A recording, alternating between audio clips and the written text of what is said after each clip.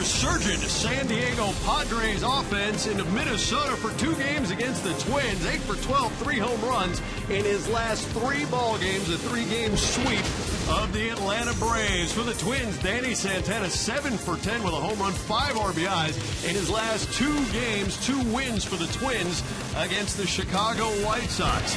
Should be a good setup as we wrap up interleague play for the San Diego Padres. Just 2 games here in Minnesota today and tomorrow, and then it's out of town and on their way to Pittsburgh. But 2 teams looking for traction as we welcome you to Target Field in Minneapolis alongside Mark Grant. I'm Mike Pomeranz, in tonight for Dick Enberg. Should set up to be a pretty good ball game. A couple of good pitchers going tonight. Jesse Hahn is going to go for the Padres and Phil Hughes for the Twins. But for Jesse Hahn, he continues to impress.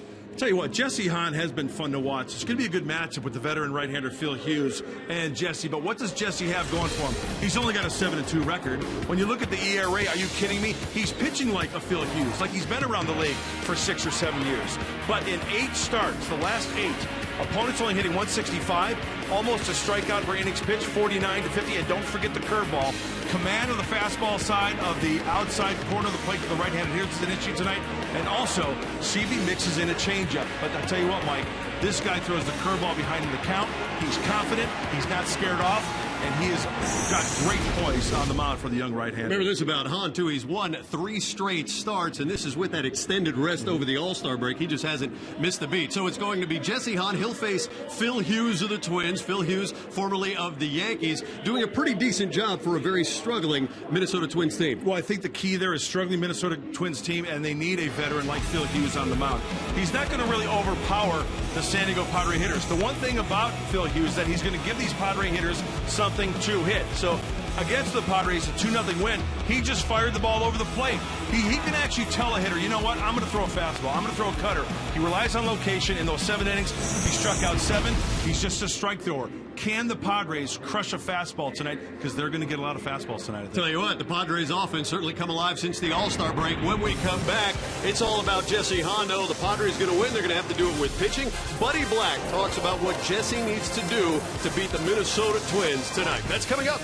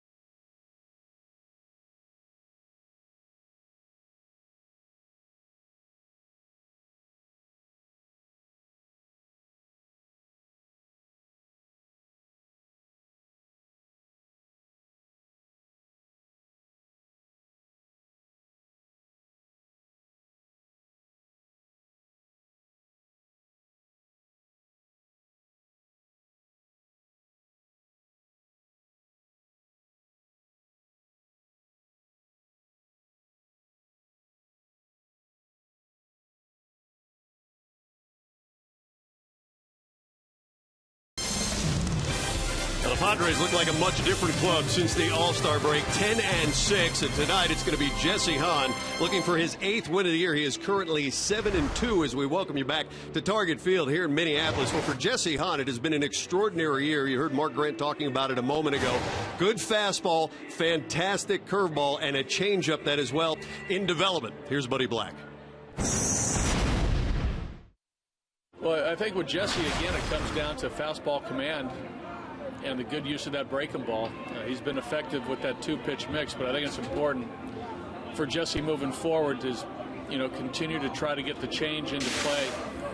I know that there's some hitters tonight that we're going to try to work it into the game plan. So Jesse Hahn going to take the mound for your Padres. This is game 1 of just a short 2-game set with the Minnesota Twins. When we come back to Target Field, it'll be first pitch time, a chance for the Padres for a little retribution. Remember, they lost 2 to the Twins in San Diego. Payback coming up right here on Fox Sports San Diego.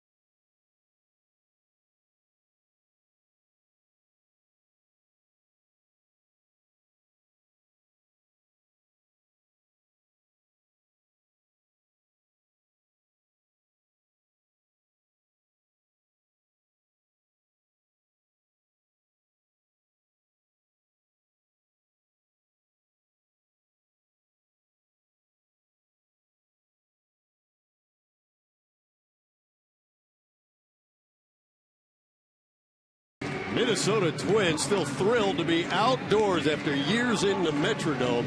Great night, great matchup. Jesse Hahn against Phil Hughes. Hughes and the Twins coming in at 50-60, 12 games back in their division as we check out tonight's starting lineup for Buddy Black. And the Padres, Everett Cabrera is going to lead off. Yangervis Solarte gets the start, his second one in left field, and Seth Smith's over in right. Tommy Medica, the designated hitter. Great to get that bat in the lineup. He's been red hot. Jed Jerko's at second base. Will Venable in the center field spot. Yasmani Grandal will catch tonight. Yonder Alonso over at first, and Chris Nelson is the third baseman. It's brought to you tonight by Toyota. And the scouting report for veteran right-hander Phil Hughes looks something like this. He is a strike thrower, folks. He's going to come right at you. Sure, he's going to try to hit the corners. He'll throw that fastball and cutter at you. So, with that said, see if these Padre hitters will jump on the heater early. He also throws a curveball and a change. He walks very few hitters. Gives up a lot of hits, though. A lot of balls in action. So Hughes 10-8 on the year, an ERA of 4.12. And behind Phil Hughes tonight for the Minnesota Twins, newly acquired Jordan Schaefer, picked up off of waivers a couple of days ago from Atlanta, will start in left field. Danny Santana, an otherwise shortstop, is in center field tonight. Oswaldo Arcia is the right fielder. Trevor Plouffe at third. Eduardo Escobar is the shortstop. Brian Dozier is the second baseman. And Kenneth Vargas over at first. Kurt Suzuki, the all-star, is catching Phil Hughes. Defense brought to you by Honda. Cabrera, Solarte, and Smith for Buddy Black to face Phil Hughes in the top of the first inning. Well, Padres look so good their most recent homestand, 5-1, sweeping the Braves, taking 2 of 3 from the Cardinals. Now it's a 5-game road trip. 2 here in Minneapolis, an off day, and then 3 in Pittsburgh. And with the way the Padres are playing, Mike, do you think they like the off days, Mondays and Thursday, or did they want to get back out there and go to Hackett? You know what I'm saying? Hey, you bring up a good point. Flow. Yes. Right. The team playing great after the All-Star break, 10-6. You want to get out there. You want that mojo to keep rolling. Hopefully it continues the first night here in Minneapolis. Well, for Yonder Alonso and a team that had struggled offensively mightily, might be an understatement in the first half, they have come out like a house of fire after the All-Star break. And down goes Everth Cabrera. First out of the ballgame, a strikeout for Phil Hughes. 78 degrees tonight here at Target Field. Just a very slight wind from the southeast, 5 miles an hour. I love the Twin Cities in the summer. You know what? I like it in the winter. You're hardy. Well, you're from Chicago, so you're used to the cold, right? No, what a beautiful night, though. Outstanding. Not too muggy, not too sticky, just right. In fact, I think it was muggier the last few ball games in San Diego. You are correct. Solarte to the big first baseman, who will flip over to Phil Hughes covering. Solarte to second out. And Kenneth Vargas over there at first base. Want to look at some keys to the game? They're brought to you by the Honda dealers of San Diego County. Hahn goes deep. We want Jesse Hahn to go 6+, and we know that he is quite capable of doing that. Take advantage of the DH spot. What do you know? Tommy Medica, who's been swinging a hot bat, he fills the DH role. He's hitting 4th tonight. So pitching and a little bit of pop, extra pop in that lineup for San Diego. But Jesse Hahn, no one predicted this. I think a lot of people thought he'd spend the year in the minor leagues. They'd have been fine with that, but brought to the big leagues, and as we mentioned at the top of the ball game, 7-2. 7-1 in his last 8 starts. 1 ball, no strikes to Seth Smith. Here's the high heater from Phil Hughes at 93. He got Cabrera on a cutter, it looked like. Outer half of the plate, cutter, called looking. So you'll see a lot of fastballs, cutters. Smith into left field. Sharply fielded by Schaefer. So Seth Smith picks up the first hit of the ball game, where Seth has been red hot. 338 through the month of July, these first few days of August, and continues to hit here in Minnesota. Smooth stroke, never looks stressed at the plate. No matter where the pitch is thrown, inside he'll turn on it, outside pitch he'll take it that way. That's exactly did right there. Hey, there goes the no-hitter. As you mentioned, Phil Hughes going to give up his share of hits. 159 of them in approximately 138 innings. You know what he does well, Mike? He keeps the ball in the yard. He's only given up 10 home runs. This being his 23rd start.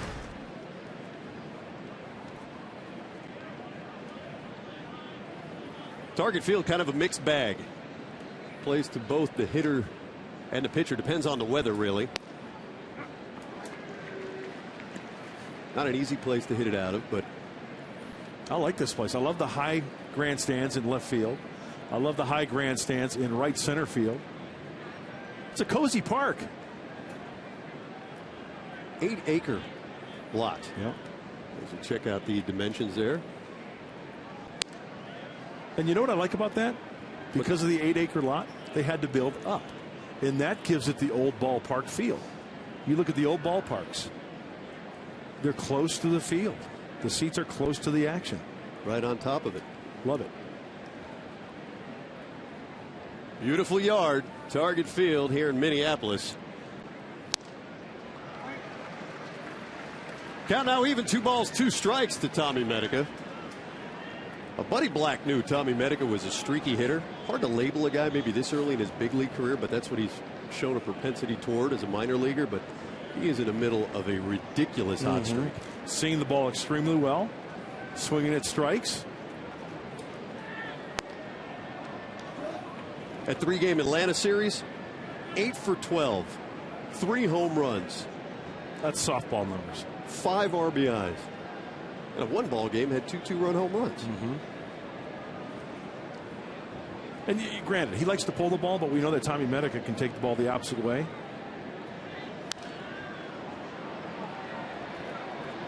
Ball twisting foul.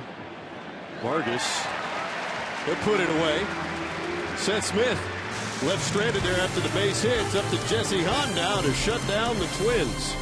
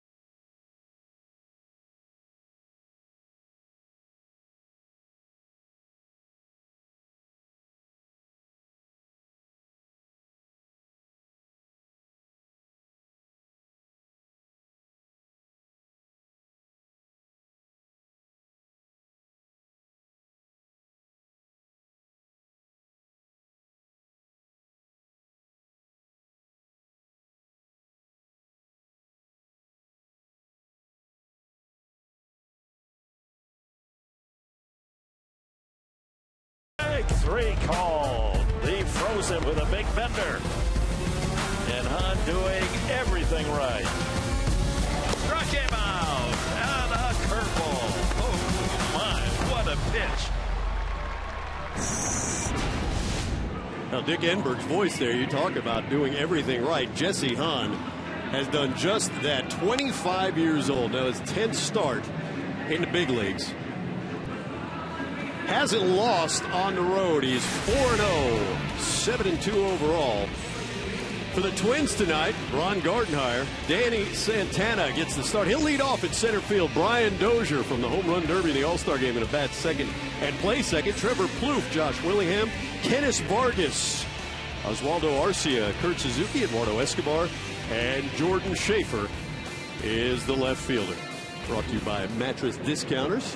And the scouting report for young right-hander Jesse Hahn. Command on the glove side. We'll have to keep an eye on that. That means down and away to the righties, down and into lefties.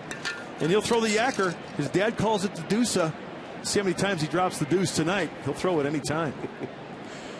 Santana to lead things off for the Twins. Santana comes in at .325, 5 home runs in 52 ball games. And like a lot of Ron Gardenhire's Twins, men playing out of position. Twins struggling, giving guys looks all over the field, but Santana, natural shortstop. They just don't have a center fielder right now, so he's fast enough to play center. Tough backhand play on the bobble. It's Jerko over to first base, 1 down. So Jesse Hahn makes short work of Danny Santana. And behind Jesse tonight, Nervis Solarte is in left. Will Venables in center field. Seth Smith over in right. Nelson Cabrera, Jerko Alonso, and Yasmani Grandal will catch Jesse. Defense brought to you by the Aramco Group. Here's Brian Dozier. That's the pitch we're going to keep an eye on tonight. Strike one, glove side, outside corner to the right-handed hitting Brian Dozier. Interesting nugget after this pitch. That ball ripped down the left field line. Dozier around first. Solarte up with it into Cabrera. And Dozier has a one-out double. But he's been tearing up interleague pitching. 349 coming in, and he gets a hit in his first at bat tonight. Well, this pitch was a fastball. Did you see where it leaked in? Middle of the plate, just out of the reach of Chris Nelson. Now, I talked to Jesse after his last bullpen a few days ago in San Diego. I said, hey, how'd your bullpen go? He said, you know what? I threw nothing but fastballs. You know what that tells me? He worked on specifically hitting his spots, the command of the fastball. He didn't throw any curveballs. He knows he can throw that in time. That was a badly located fastball that leaked over the heart of the plate. Trevor Plouffe with one on and one out.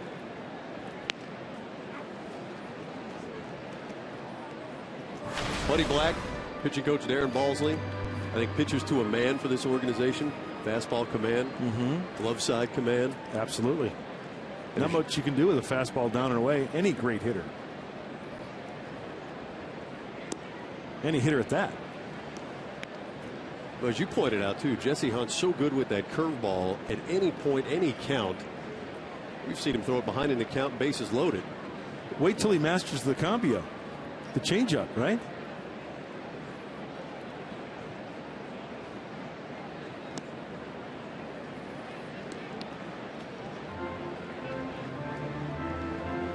Trevor Plouffe, 251, 7 home runs, 48 runs driven in.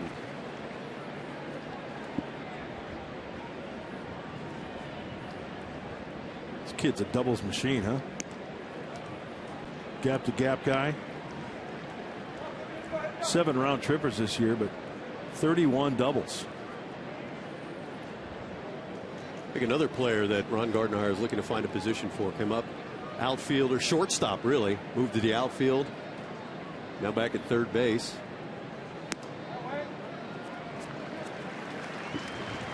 And after the double by Dozier, Plouffe will draw a walk.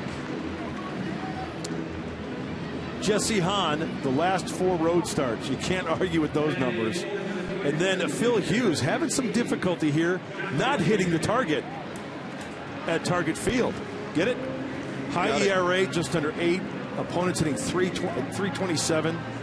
And as I mentioned, 6 of those home runs. And he's only allowed 10, but 6 of them here at Target Field.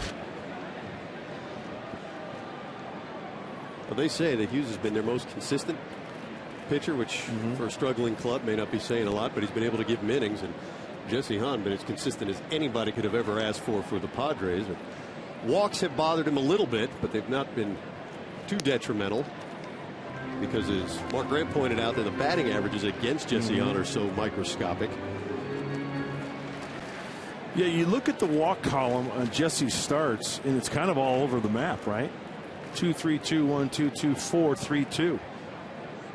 21 in total before tonight as Jerko puts Dozier back. And then on the flip side, you look at Phil Hughes. 1-0-0-0, 1-0-0-2, 0-0. One game he walked 3. That was earlier in the year. 1 outing this year.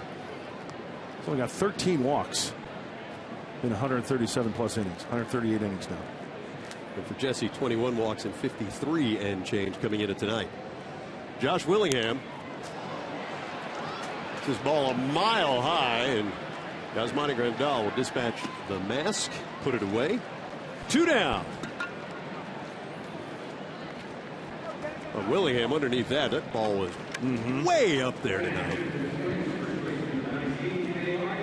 And as a catcher, you get rid of the mask, you put your name and number towards the field, right, like a position player, and then you got to play that ball out in front of you because it's going to spin back towards you. He played it correctly.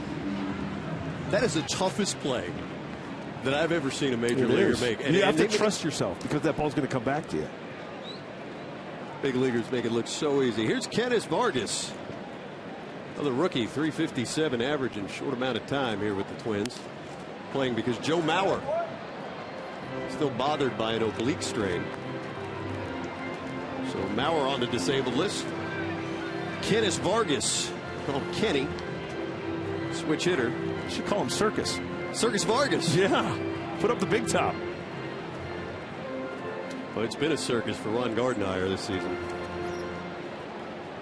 You know, it's hard to believe. He first started managing here in 2002, right? Mm-hmm. Wow. 13th year.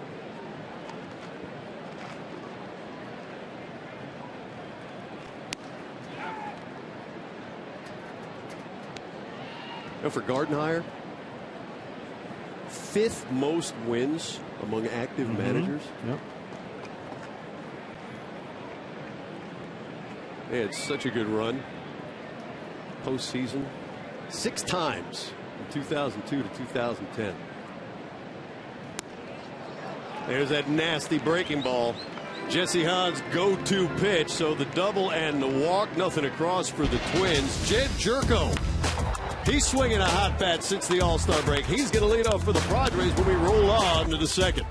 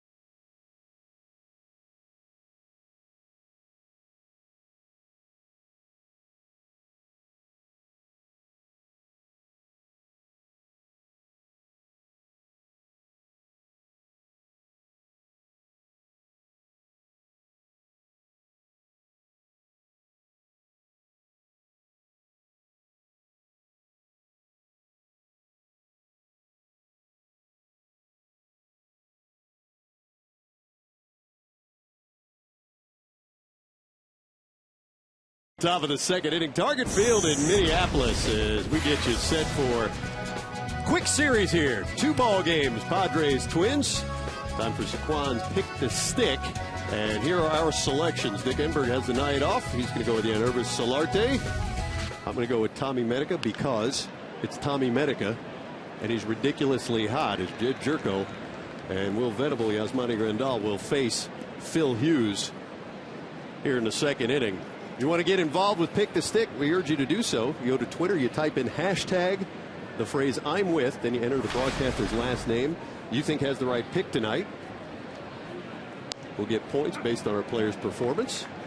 And then we'll total up those points, have the results for you in the post-game show. And if you pick the right broadcaster, you would be entered to win a free round of golf for you and 3 buddies, courtesy of our friends over at Saquon Golf Resort. Jed Jerko down on strikes looking.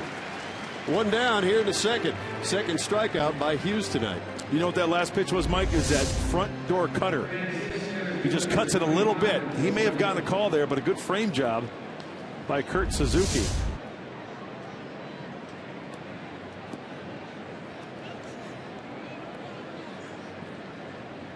Here's Will Venable.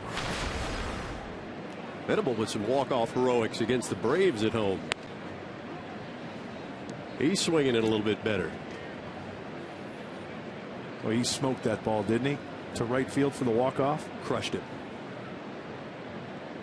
It was like hearing a cue ball up against the tile floor. Did you ever drop a cue ball on a tile floor? Yeah, Mom used to hate that. Yeah, it was something to watch. The guys just claw their way in on that series after taking 2 of 3 from the Cardinals. A sweep of the Braves. Talk about an about face. Venable now hitting .340 in his time post All-Star break. Overall, .225.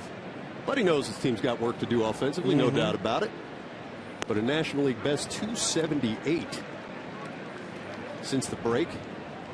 Lead the league in runs too, 78 runs. Hopefully get a little support for the kid on the road tonight, Jesse Hahn. 3-1 shattered bat. Vargas, fair ball. He'll pick it up, take it himself. And Venable is retired with a handful of bees. Bat just splintered. Well, that's that cut fastball. That's the fastball that can get in on the hands of the left-handed hitters from right-hander Phil Hughes. Let's check it out. Oh, yeah, inner half. Look out. William passing the baton, but nobody was there. Yeah, Phil Hughes is better of that matchup. Yasmani Grandal. 203, 9 home runs, though, in 83 games this season.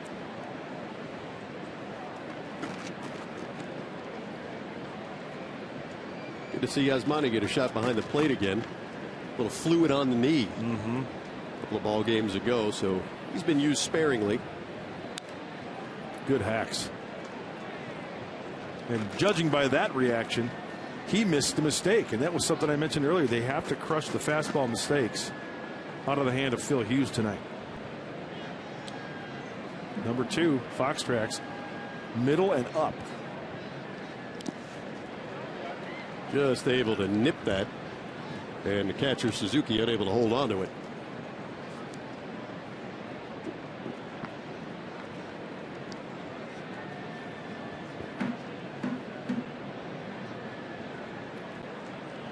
Grandal showing that intent to do some damage. I know the numbers don't necessarily reflect the effort, but it's been there, and he bounces this ball sharply up the middle. Base hit for Grandal.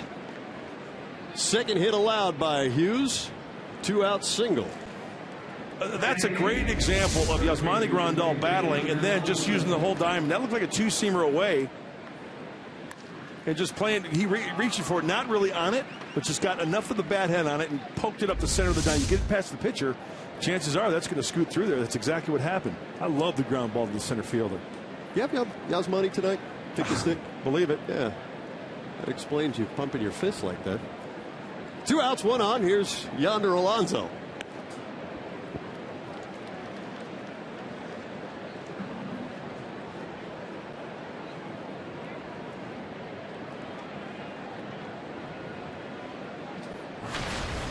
Yonder hitting 8th tonight, 217 in 77 games. Some time on the disabled list. Wrist bothering him. But Yonder dealt with that hand injury last year and then the wrist this year. You know, that's got to be an injury where if you're a hitter, you got to make darn sure that that is well past you, because you got to get over that hurdle to where you're swinging and you're not even thinking about it. You're not even anticipating the pain right on the wrist, because that can get a little dicey. You know, it's almost like a pitcher coming over shoulder surgery or elbow surgery. You get to that point where you rehab, rest, rehab, and then all of a sudden, okay, it's go time. You're on the hill. I got to let it go. I'm getting over that hurdle, and it's either going to hurt, it's going to pop, or it's going to feel great. We just saw it with Ian Kennedy in his last start with the mild strain of the oblique. Said he was having trouble just letting it go. So we'll see what Yonder can do here. Fouls this one away. Count now even, 2 balls, 2 strikes. Alonso against Atlanta, that last home series, 2 for 5, a double, and RBI.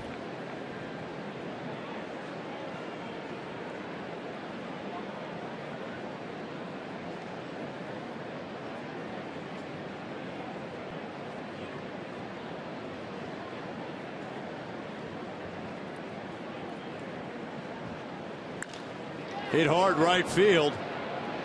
Kind of a twisting route by Arcia in right, unable to make the play. Alonso into second. Around comes Grandal. It's going to be close. Does he tag? He does not. He gives home plate umpire Mike DeMuro a look, but the Twins Arcia to Dozier to Suzuki. Look to be able to get Grandal at the plate, and Buddy Black's going to talk it over. You see Dave Roberts, the bench coach, on the phone. Here's the relay. Strong throw to the plate. Kind of tough to tell because we get screened by Grandal. Going to get screened here too, it looks like, maybe. Yeah, tough to tell from that angle. Yasmani definitely hit the back edge of the plate, though. Still no for sure evidence whether he made the tag or not. Oh, that might be a whiff. I don't know. Hold all tickets. Photo finish.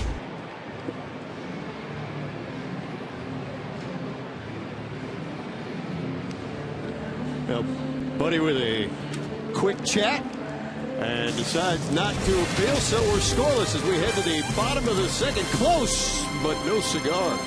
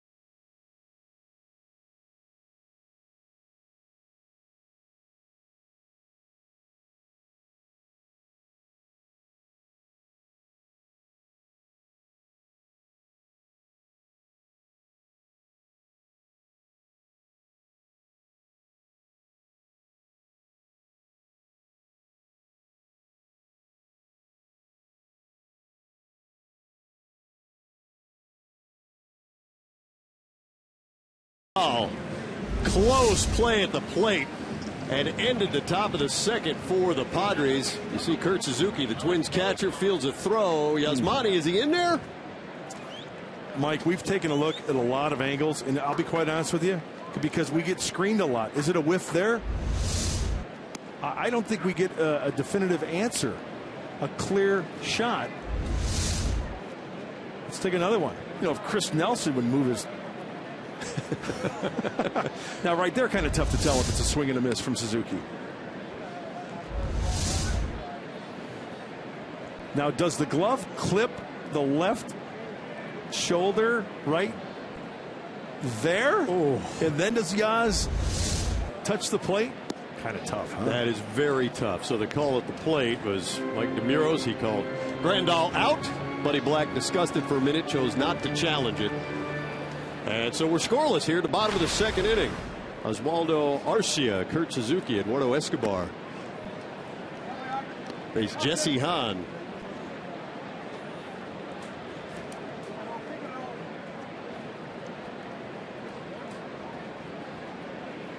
Like the aggressive play, though. Yeah. Like giving it a go. Yeah, 2 outs. You're off at the crack of the bat. It's a ball over the outfielder's head. It's to right center field. And quite frankly, Yasmani's not going to win any sprints, right? He doesn't have good wheels, but you got to send him. Yeah, no problem with that. Not at all. You got the number 9 coming up. Nelson with a DH now, right? Chris Nelson playing third, batting 9th. Tommy Medica DH tonight. Now I like the DH.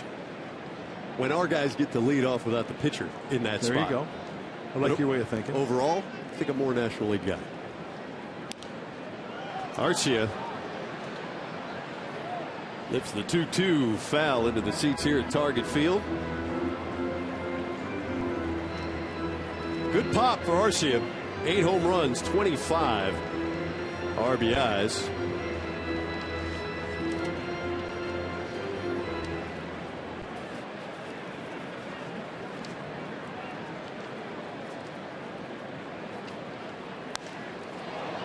Ball skied to right field. Back goes Smith to the track. And Arcia is gone. First out here in the second inning. Let's talk about the tools of the trade, brought to you by Ram Trucks. Talk about the curveball, but how about the fastball location? Down and away, up and away at times. Yeah, he'll get the call. Make the hitter look sick. Now here's the glove side that we're talking about. Down and away to the righty. Bad hack. Hit the target. I'll tell you what, Jesse Hahn doesn't have to throw 96, 97 to be successful out there. He can throw his 91, 92. Just hit your spot down there, and you'll have a good night in the big leagues. With one out here in the second inning, it's Kurt Suzuki. All-star Kurt Suzuki. 308 on the year, couple of home runs, 46 runs driven in. They moved Joe Mauer from behind the plate to first base. As we mentioned earlier, Mauer out tonight. He's still hurt. Oblique issue. But Suzuki doing a great job for Ron Gardner.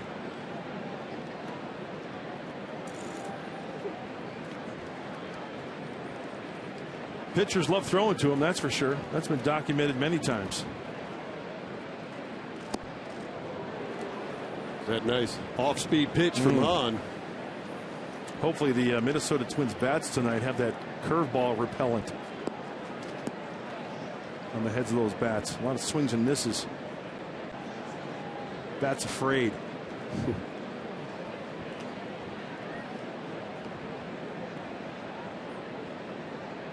1-2 to Suzuki. Lifted softly, shallow right field. Coming on is Smith. Nice running catch. 2 down.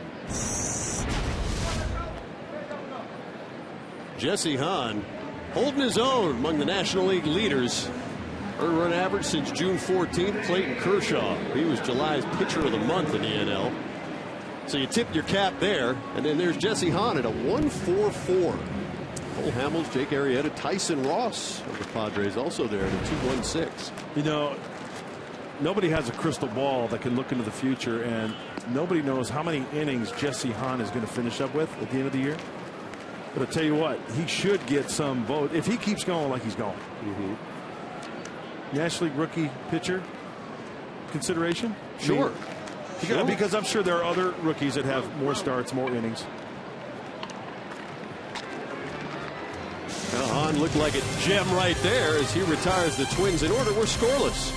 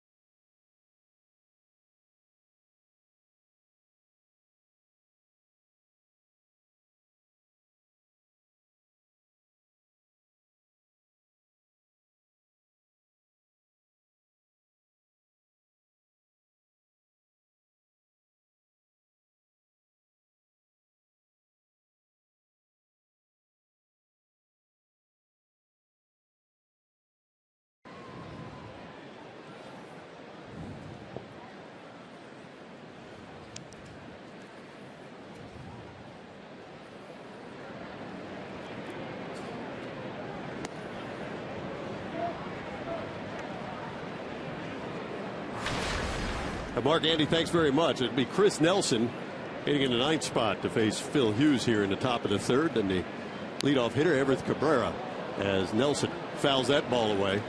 Well, so David Price, as the guys mentioned, losing right now 3-1 to the Yankees. Starting to get a little interesting this time of year as wild card matchups tighten. Races, I should say, tighten.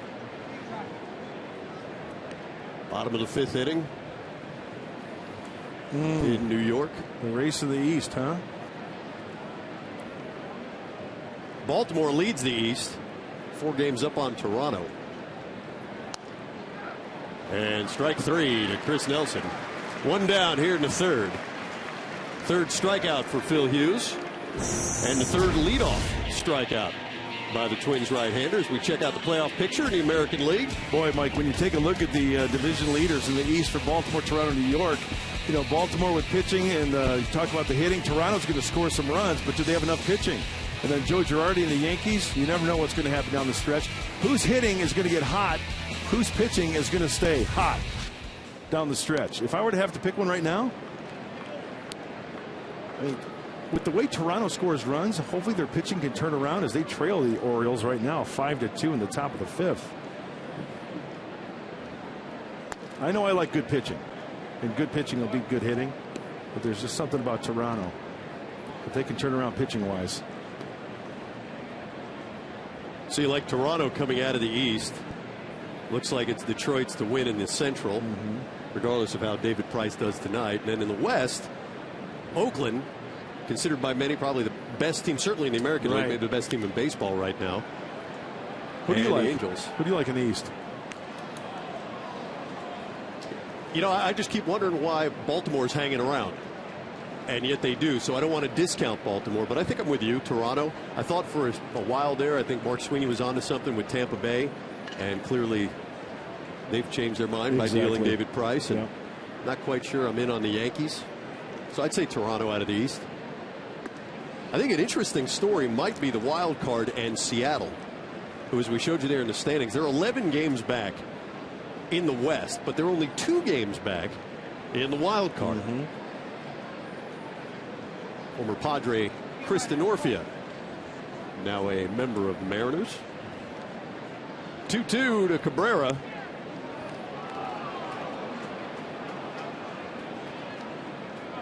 How about that take by Everett?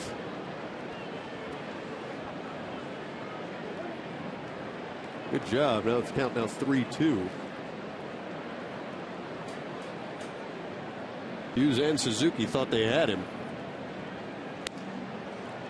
There's that little cutter. That time it misses outside. And so Everett Cabrera showing a little bit of patience after striking out in the 1st. He walks with 1 out here in the 3rd. Top tier player profile brought to you by Arco as we check out Phil Hughes at the Foothill High School in Santa Ana.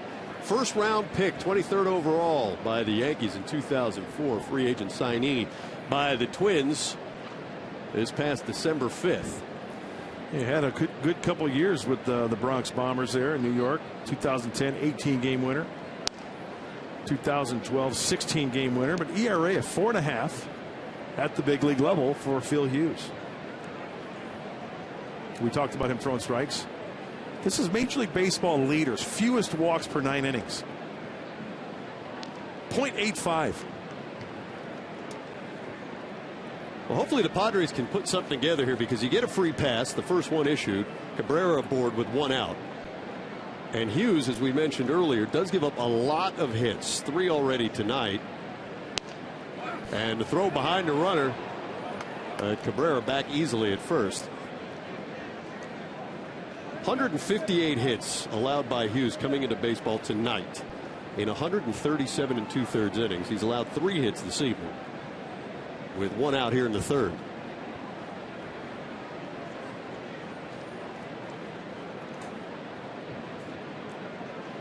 One ball, 1 strike, 1 on, 1 out. Is flipped over to Plouffe at 3rd base. He'll put it away, 2 down. So Solarte, the 2nd out of the inning for the Padres.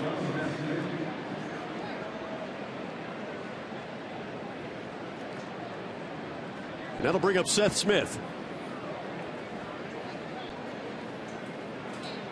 Well, you wait for him to cool off against right-handed pitching, and he just refuses. A little something flying out on the field. Is that a splinter from a bat or something earlier? Yeah, a little piece of the bat from earlier. Yeah.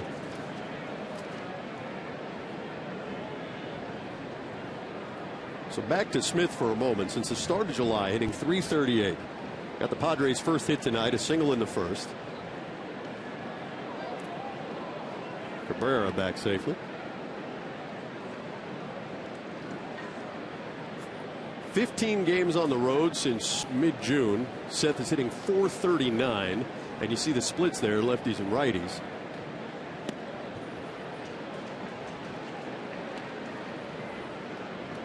Has not hit a homer off of a lefty. Good numbers against righties.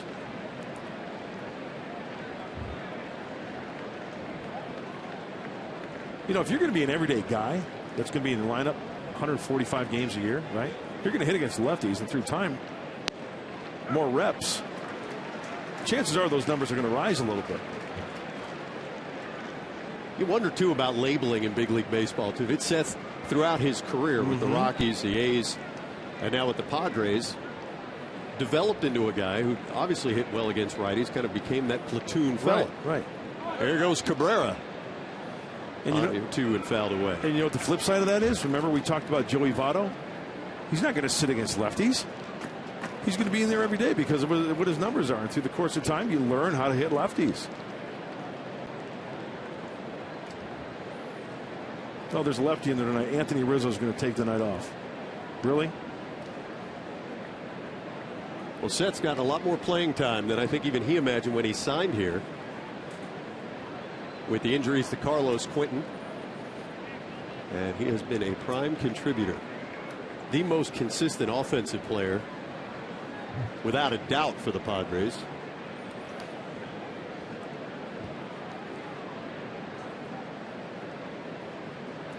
.289 coming in, picked up a hit in the first. Leads the team in home runs and RBIs.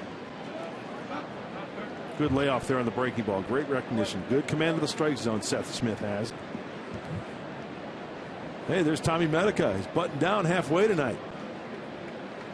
Going undershirt, though, tonight. Yeah, he says the blue jersey is the only time he goes shirtless. Road jersey, grays, home whites, camo, undershirt. And there's a story behind that. After Seth Smith goes yard right here.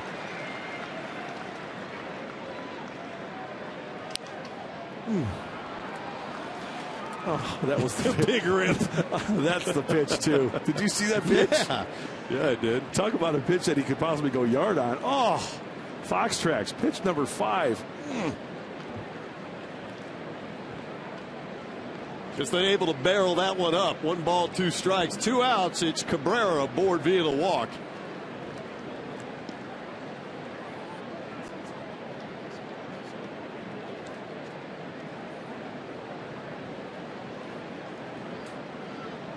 Might see a cut fastball here or a fastball in on the plate.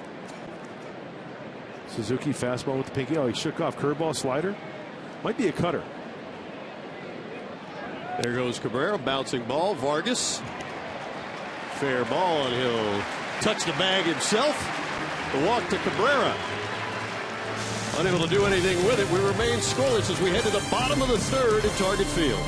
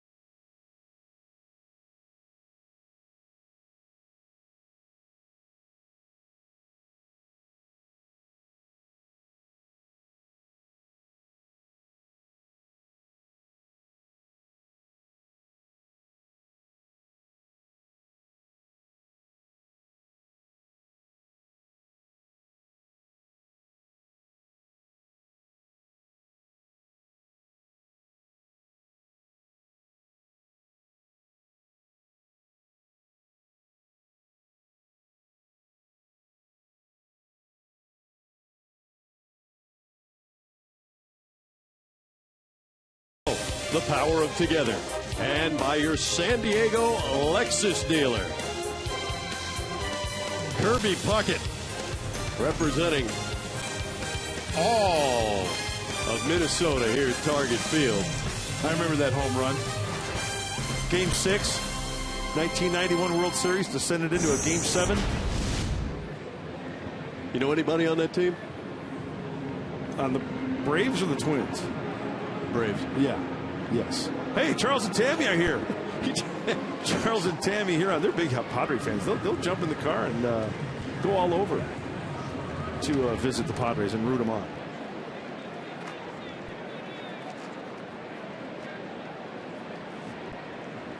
Schaefer lines a pitch into right field. So newly acquired from Atlanta, Jordan Schaefer.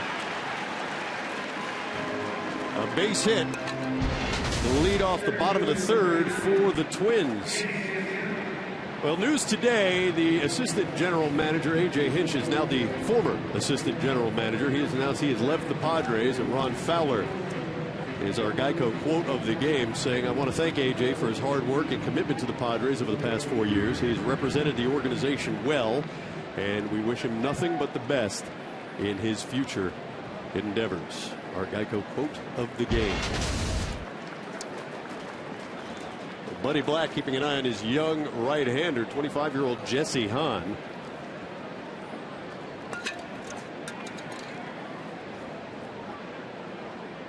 And here's the rookie Danny Santana.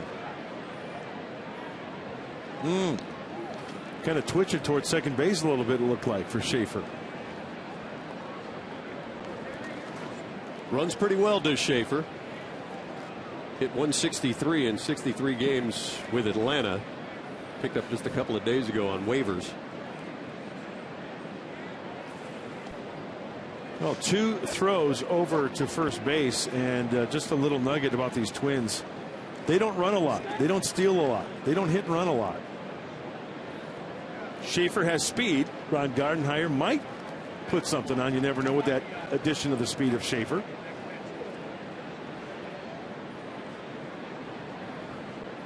Add that new dimension. Well, he's smelling something, isn't he? 3 times in a row over to Schaefer. Well, Gardner's got a little bit of speed. Team's playing a little bit better as of late. 6-10 since the All-Star break. And with Schaefer hitting 9th, he can run. Santana at bat right now in the leadoff spot. He runs well enough to be moved from shortstop to center field where he's starting. Eventually he will be moved back, we're told, to shortstop. But speed there, and there goes Schaefer. Strike, and the throw down from Grandal is not in time, and Schaefer is in with a stolen base. Well, just as I mentioned before the acquisition of Schaefer off waivers, not a lot of speed. Well, Ron Gardenhire now has that to work with, and hey, send him. Why not? Get him into scoring position. Short hop throw to shortstop at second base, shortstop side of second base. And Everett keeping the tag on the runner, which is very, very crucial in case he overslides. Well, Yasmani has had his share of trouble holding runners, and I know some of that's attributable to the pitching, but got to get a little bit of help there. As a bouncing ball to the shortstop. Schaefer trying to make something happen, but I don't know if that was the best decision. As Cabrera over to Nelson, that would gun him down. So Schaefer, after stealing second, becomes the first out in the bottom of the third. Had to be a perfect throw. As soon as that ball was struck, Schaefer was off and running, and then the throwing lane. Cabrera's got to throw it on the outside part. Oh! Gets the hand down.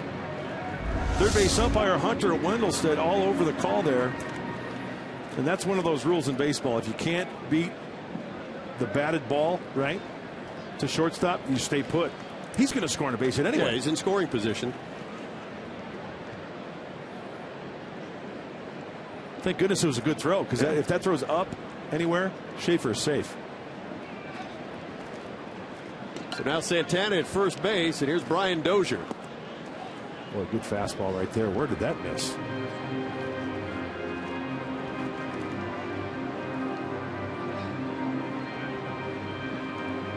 Brian Dozier at the All-Star game, which was hosted here at Target Field. Not as a member of the American League team, but as a member of the Home Run Derby squad. Leads the Twins with 19 home runs.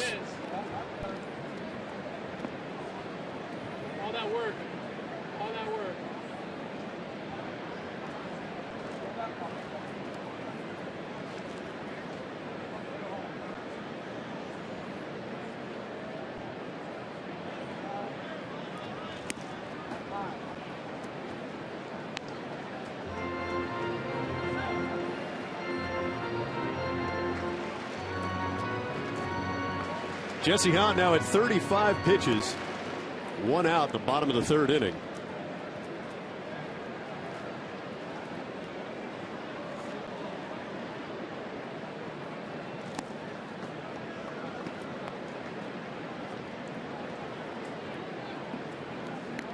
Talking to Terry Ryan, the Twins general manager, before the game, and they're trying to figure their organization out, looking at a lot of players. Typically we see that. There you see Terry. See that more in September. Right. But we're in early August, and he wants to see where his team is going forward. And they have struggled the last handful of years, finishing at or near the bottom.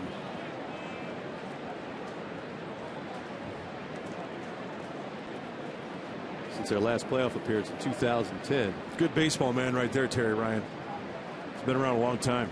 Good to see him back and healthy, as well as missed some of spring training battling cancer. And there goes Santana.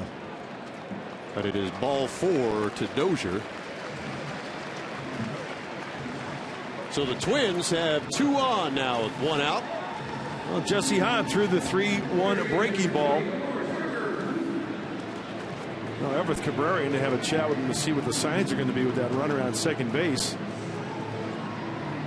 Well, if a double play was ever needed, now's the time.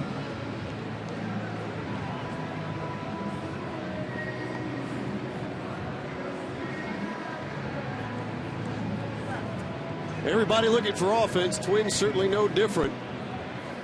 Hitting .236 runners in scoring position this season. Only the Astros in the American League have a lower average in those spots. And Trevor Plouffe has grounded into 7, or hit into anyway, 7 double plays.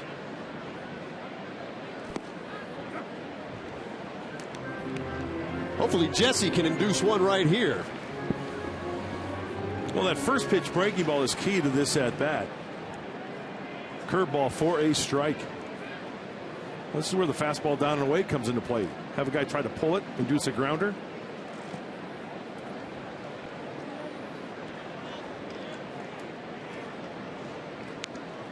I know he missed right there, but Jesse Hahn, about a young man without a lot of big league innings, without a lot of professional innings, having the confidence that he does in that breaking stuff. Not afraid. Impressive.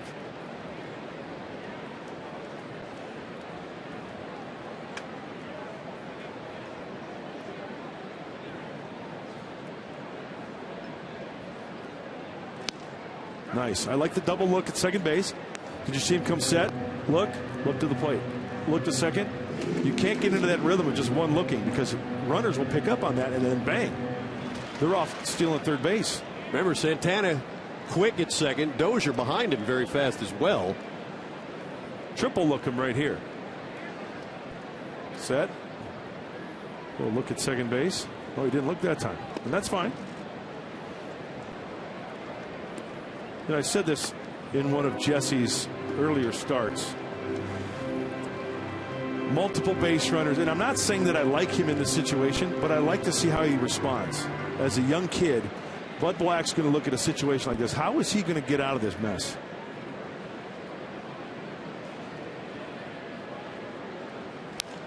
Two slow bender. Jerko to Cabrera for 1 over to first to get Plouffe. A double play.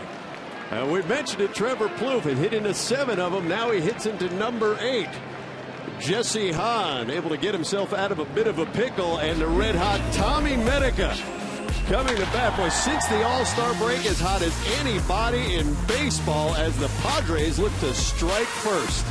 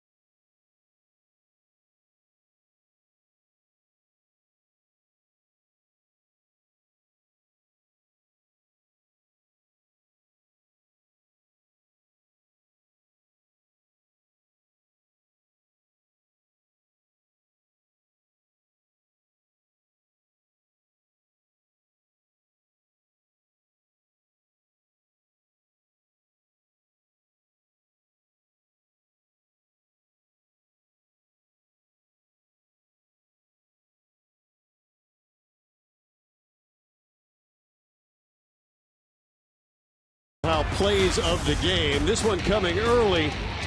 Second inning, good relay by the Twins. They'll cut down Yasmani Grandal at the plate. Close play, no challenge. Couldn't get a definitive angle that would have helped the Padres. And this play by Everett Cabrera. He'll get Jordan Schaefer at third base. So some good defense early. Pitchers battling, scoreless, top of the fourth inning. Tommy Medica, Jed Jerko, Will Venable against Phil Hughes.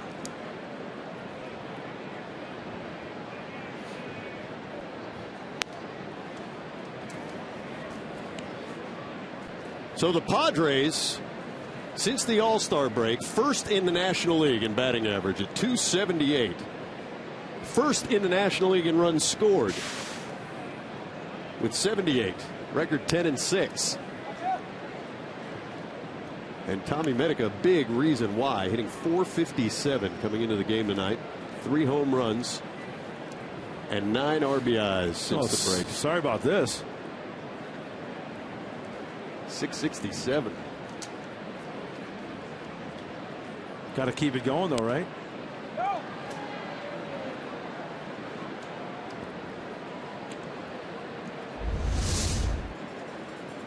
Hey, last half inning, they turned the old 4-6-3 double play for Jesse Hahn to get out of it. And Jed Jerko, way to go, kid. Way to roll that ground ball. You let him roll it on the ground, and we'll take care of you. We'll pick you up.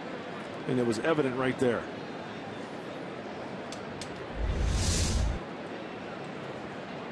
Two balls, 2 strikes to Medica. There's that front door cutter again from Hughes. Another strikeout, 4th of the game. See, here's the deal. Out of the hand, it looks like it's going to be inside. You give up on it. And then that little cut on the inside corner, too late to pull the trigger, catches the inside corner. If Phil Hughes has that release point down to the right-handed hitters, cut it just a little bit for the called strike. Great camera work there by our team on just able to show, I think, just some movement on that pitch. It's just a little bit, too. That's all it takes. 4 strikeouts, as I mentioned, for Hughes, each one of them to lead off the innings in this game. And Jed Jerko, who did turn that nice double play in the last half, coming up with 1 out. He struck out in the second.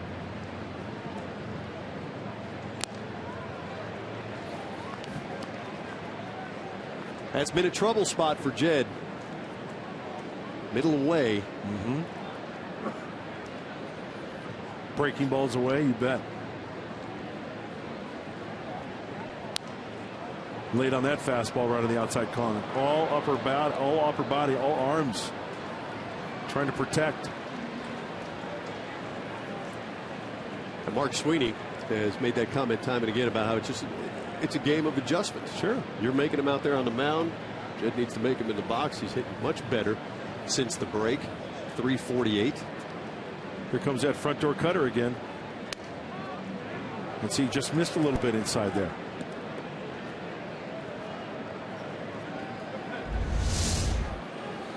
Watch the rotation on it, cutting a little bit, and Suzuki tries to bring it in, but clearly off the plate.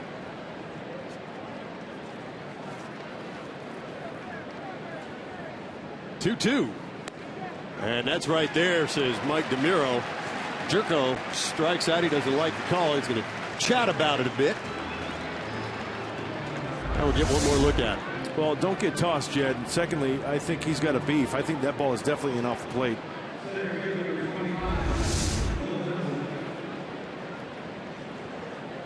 Hughes, looking at strikeout to walk ratio. 9.08 strikeouts for every walk. Mentioned he walks virtually no one. It's our Saquon Vacation strikeout stat of the game. Iwakuma for Seattle, the only one better. A little soft base hit for Venable. 2 outs, serves it into shallow right center. Kind of checks up right there. So Will's aboard. Yeah, Will's going to have to order some new bats. That's the second bat he's broke today. He will gladly sacrifice that shillelagh for a base knock.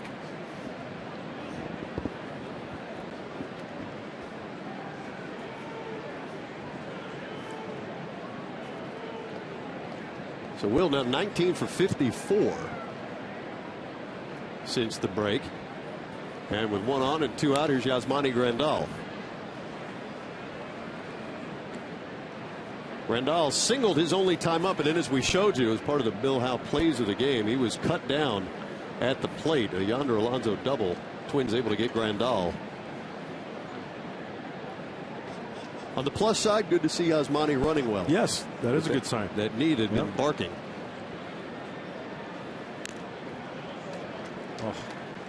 Another mistake missed, and you can see the reaction by Grandal. Oh my goodness, how did I miss that?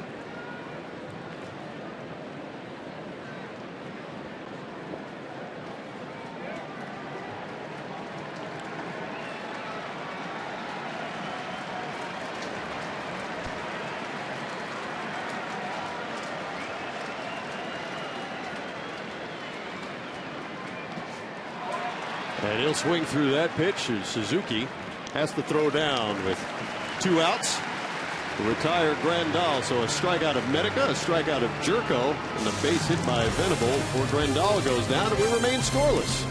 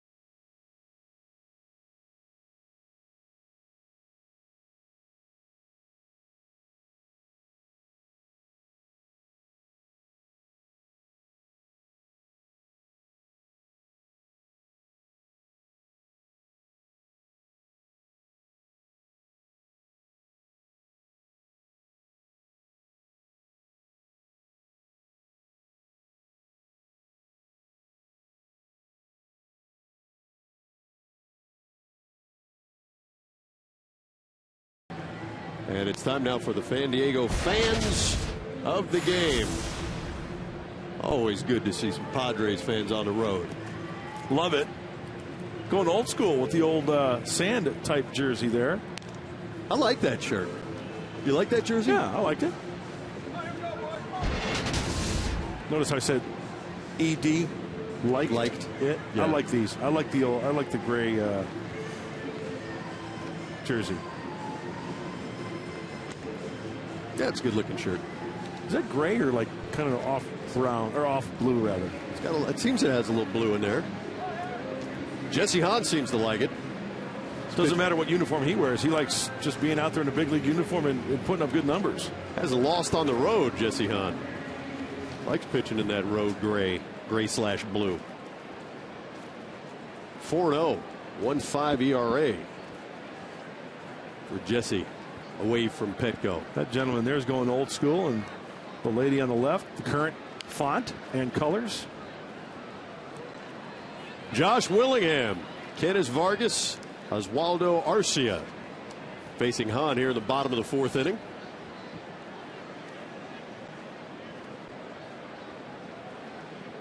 Willingham, subject of some trade rumors prior to the deadline. He spent time with Florida and Washington, Oakland, and the Twins.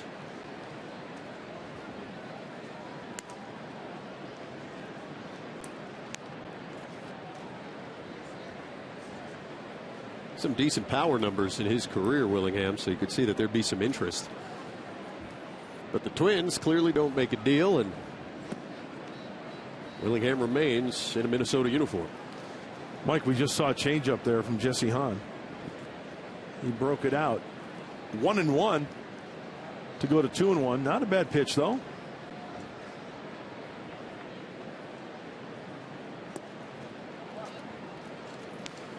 Another changeup to go 3-1, and we took a look at the pitch arsenal tonight from the young right-hander Jesse Hahn. Heavy on the fastballs, almost 70%, and that breaking ball, 31%. To locate a fastball right here. Smack, nice play by Cabrera, ranging to his left, and he will throw out Willingham.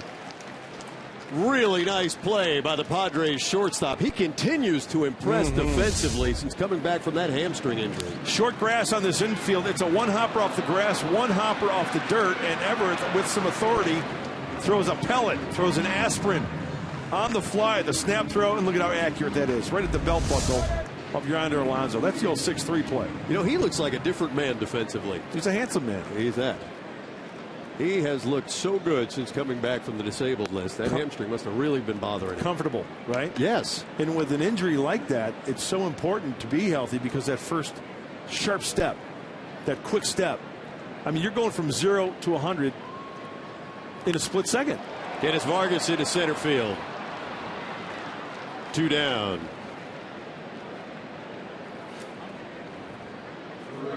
Hey, the countdown is on. Get ready for the season with Extra 1360 Fox Sports San Diego. Don't miss out on exclusive training camp interviews, updates, and news straight from Chargers Park. Tonight after SD Live on Fox Sports San Diego. You do a great job on that show. That's going to be a good show. It always is. I mean, as football fans, you've got to love your Chargers in that effort they put forth last season, winning the last 4, going to the playoffs. They're primed and ready to go. Talked to Mike McCoy and General Manager Tom Telesco, Phillip Rivers, Donald Butler. They're ready to go. It's after Padres Live, the post-game show with Mark Sweeney and Andy Ashby tonight. Stay tuned. It's going to be great. Stay hot back there, boys. Oswaldo Arcia.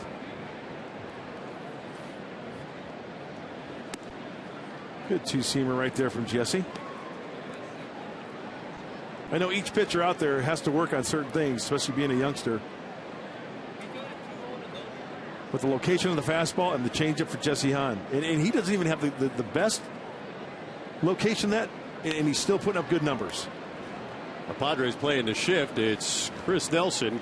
Retire Arcia. 3 up, 3 down.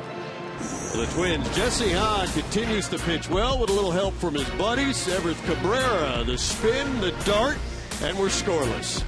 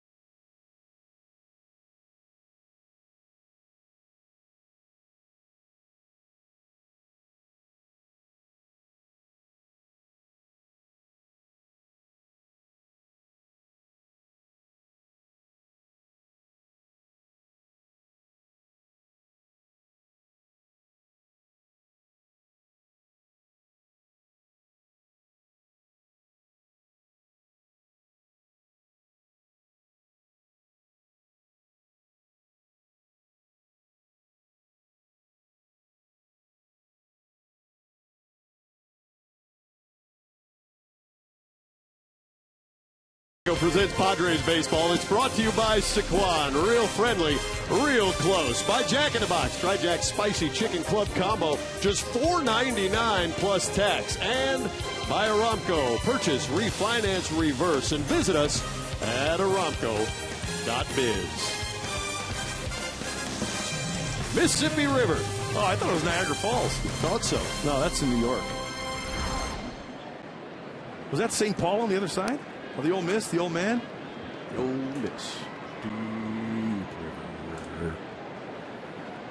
I'll tell you, it's nice to just see that thing flow. And the winter they had here, lasted about 10 months. It's like an ice dam out there. This ball hammered yonder Alonso to right field. It's going to look up as all the Twins outfielders could do, and that ball is gone. That breaks the deadlock. Yonder Alonso, a solar home run, number 6 on the year. 1-0 Padres. How hard that did he hit ball that? Was crushed. That's one of the mistakes out of the hand of Phil Hughes. Lavase sus manos. Cuidado, piso mojado. He gets extended on the fastball, sends it a long way. Right center field. Is this upper tank? Oh, you betcha. Second row. Way to swing it yonder. A little pull power. Having a little fun down in that dugout. Yeah, smile to Jesse Hahn. That's a run for the kid.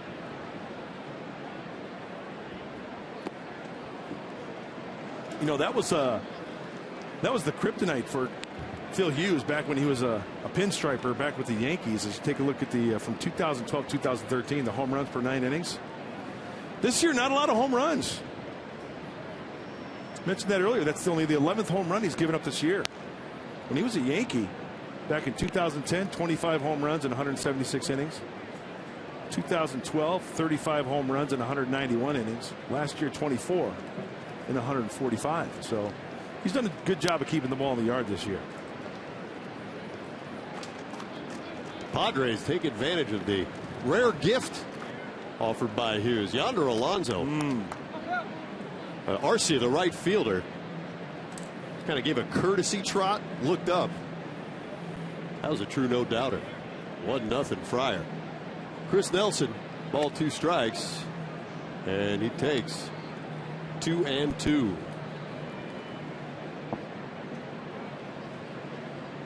I like home runs.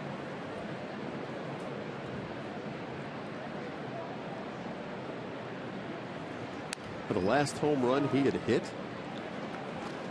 June 7th. Of course, their time on the disabled list. Yeah. Hey, the wrist is feeling pretty good. You're not kidding. Well, he's put himself under so much pressure to start producing, and hopefully that's a sign of some things to come. He was 2 for 5 in the Atlanta series, 2 for 2 tonight, double, and that big home run. That ball's hit sharply. Left field, nice running play by Jordan Schaefer to retire Nelson. Well, we talked about crushing the mistakes out of the hands of Phil Hughes. Recognize the hands are back. The foot. Boy, he looked like he didn't even stride on that, did he? Not at all. On contact, he's got that momentum coming up from the lower half of the body and then throwing the head of that bat that way. Mark Sweeney talks about using the lower half. So Yonder Alonso gets the Padres on the board, gives Jesse Hahn a run. Here's Everth Cabrera.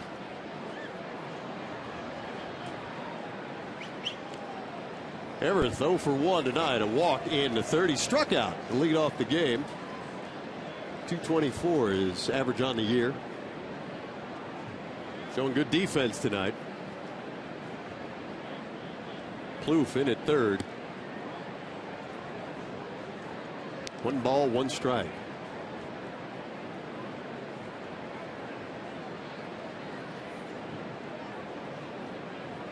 Hey, good vibe on that Padre bench since the All-Star break.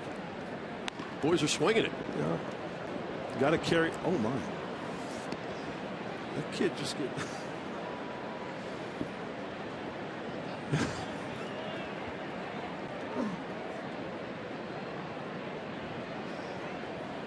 Cabrera, that Whistler foul. Yeah.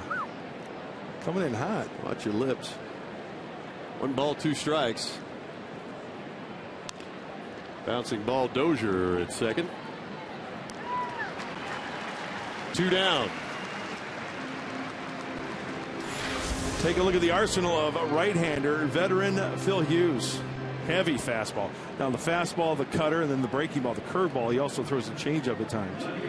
A pretty fastball, cutter heavy for Phil Hughes. 2 outs. Yangervis Solarte.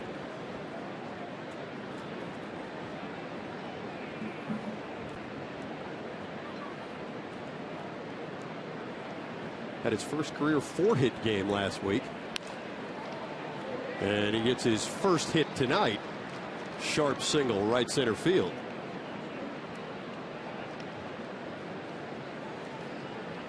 Aggressive swing, Solarte. Yeah. Energetic. Not only at the bat, but in the dugout and on the field as well.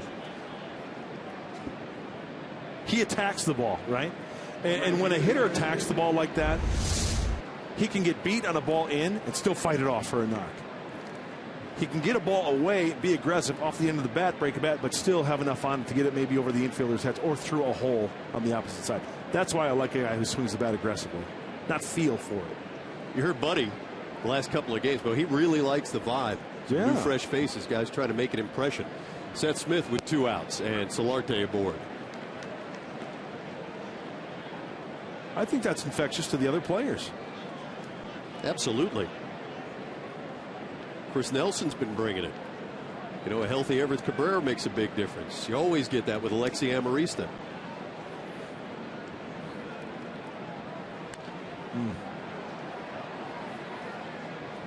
Anytime anybody hears me go, just that equals mistake should have been crushed.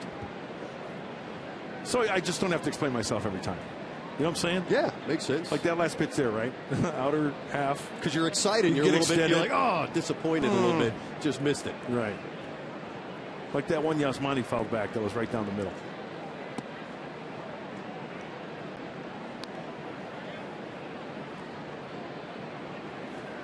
It's kind of like a footnote at the end of a page, like in a book where it has like an asterisk. And then you look at the asterisk at the bottom of the footnote, and it means. A little book we should put out. Mark Grantisms. Be a short book. Rumblings, grunts, and other light reading.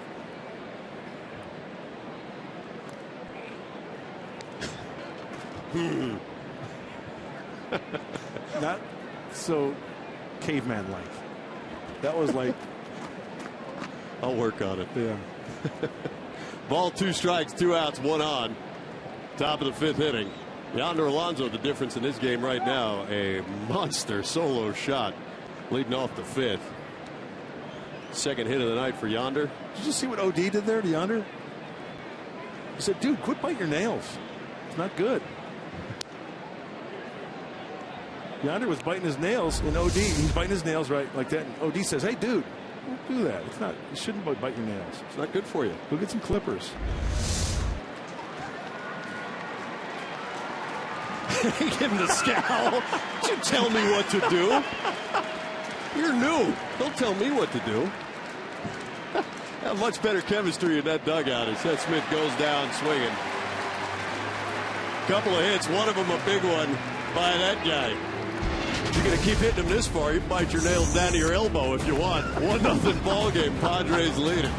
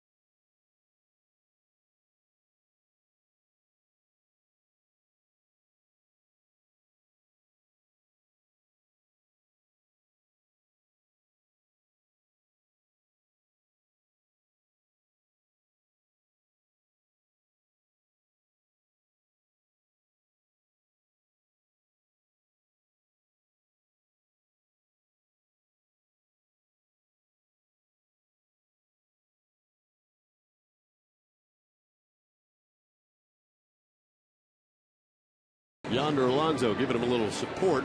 Let's check out the Rookie of the Year possibles, the candidates. Yeah, a lot of time left in the season. Boy, Jacob deGrom, 15 starts for the youngster. Nice ERA. Opponent's batting average. Strikeout pitcher. But you know what? Like I said, we don't have a crystal ball. Jesse Hahn, and I hate to say on pace too, right? Because you mentioned it earlier, Mr. Pomerantz. Teams are going to make adjustments. Can Jesse Hahn make the adjustment in August and September? How many starts is he going to have? How many innings is he going to end up with? 120, 130? Who knows? But I'll tell you what, if he keeps going like this, consideration. Absolutely. Absolutely. Suzuki, Escobar, Schaefer. 7, 8, 9 to face Hahn here in the bottom of the fifth. He's doing a decent job for pitch count, too. Going into this inning, 54, now +2. According to my math, that's 56 pitches for Jesse Hahn. Suzuki out to right field. Smith to the line. Gives it a look. Nice backhand play. Hey, he made that look easy. That is not an easy play. No. Running hard in that wall right near you. Yeah, because that wall comes towards the infield and darts out that corner right to his left there. Does he flash look? No, but he kind of starts feeling it and reaches out at the last second to make the grab. Not an easy play, as you mentioned, Mike. So Suzuki, the first out, the bottom of the fifth. Eduardo Escobar, utility man, playing shortstop right now. He's just keeping it warm for Danny Santana, the Twins' current center fielder. Twins have some people on the way. Aaron Hicks was one of them. Started the year in center field, struggled badly offensively, so he was sent out. And they're trying to figure out center field right now. But Byron Buxton, a lot of people consider him perhaps the top prospect in all of minor league baseball. He's down there on the farm waiting, another outfielder. Yeah, the Twins 2 times this year have claimed center fielders off waivers. Trying to find that certain piece of the puzzle. Sam Fuld, right? Fuld, right. And now recently Jordan Schaefer, who waits on deck. Miguel Sano is a name you're going to be hearing if he stays healthy. He's coming off an arm injury. Came up as a shortstop, or has worked his way up as a shortstop, moving to third base. He's such a big man. Cabrera on the run. Nice. Another nice play by Cabby. He'll get Escobar 2 down. Here's the way the National League is shaping up. Washington, Milwaukee, and the Dodgers leading their respective divisions. And in the wild card, Giants and Cardinals right now. Pittsburgh, who the Padres will see after 2 quick games here in Minnesota. And Atlanta and the Reds. I kind of like the squiggly W in the East. Great arms. Rotation, bullpen. What do you think? I like Washington as well. I've had really, I think, greater expectations for what we'd see from Atlanta this go-around. They didn't look particularly sharp. So I guess if you ask me right now today, I probably would go Washington there. You know, the Braves don't have a lot of versatility, moving parts, like the Padres do. You know what I'm saying? They've got a lot of one-dimensional players at certain positions. The Uptons and Hayward in the outfield. Schaefer down on strikes. Second consecutive inning. Jesse Hahn has retired the Twins in order. When we come back, Tommy Mena going to lead things off for San Diego.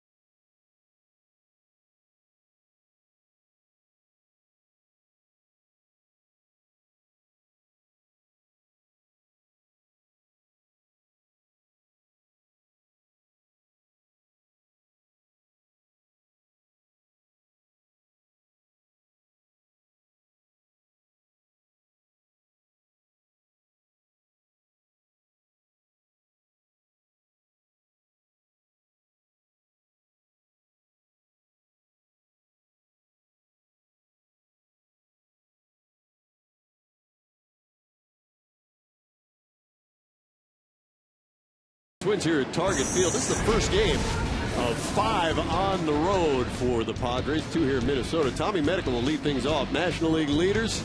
Home runs by the rookies. And Medica there with 7. Tied with Colton Wong and Travis d'Arnaud of the Mets. Billy Hamilton kind of surprising to see in that list.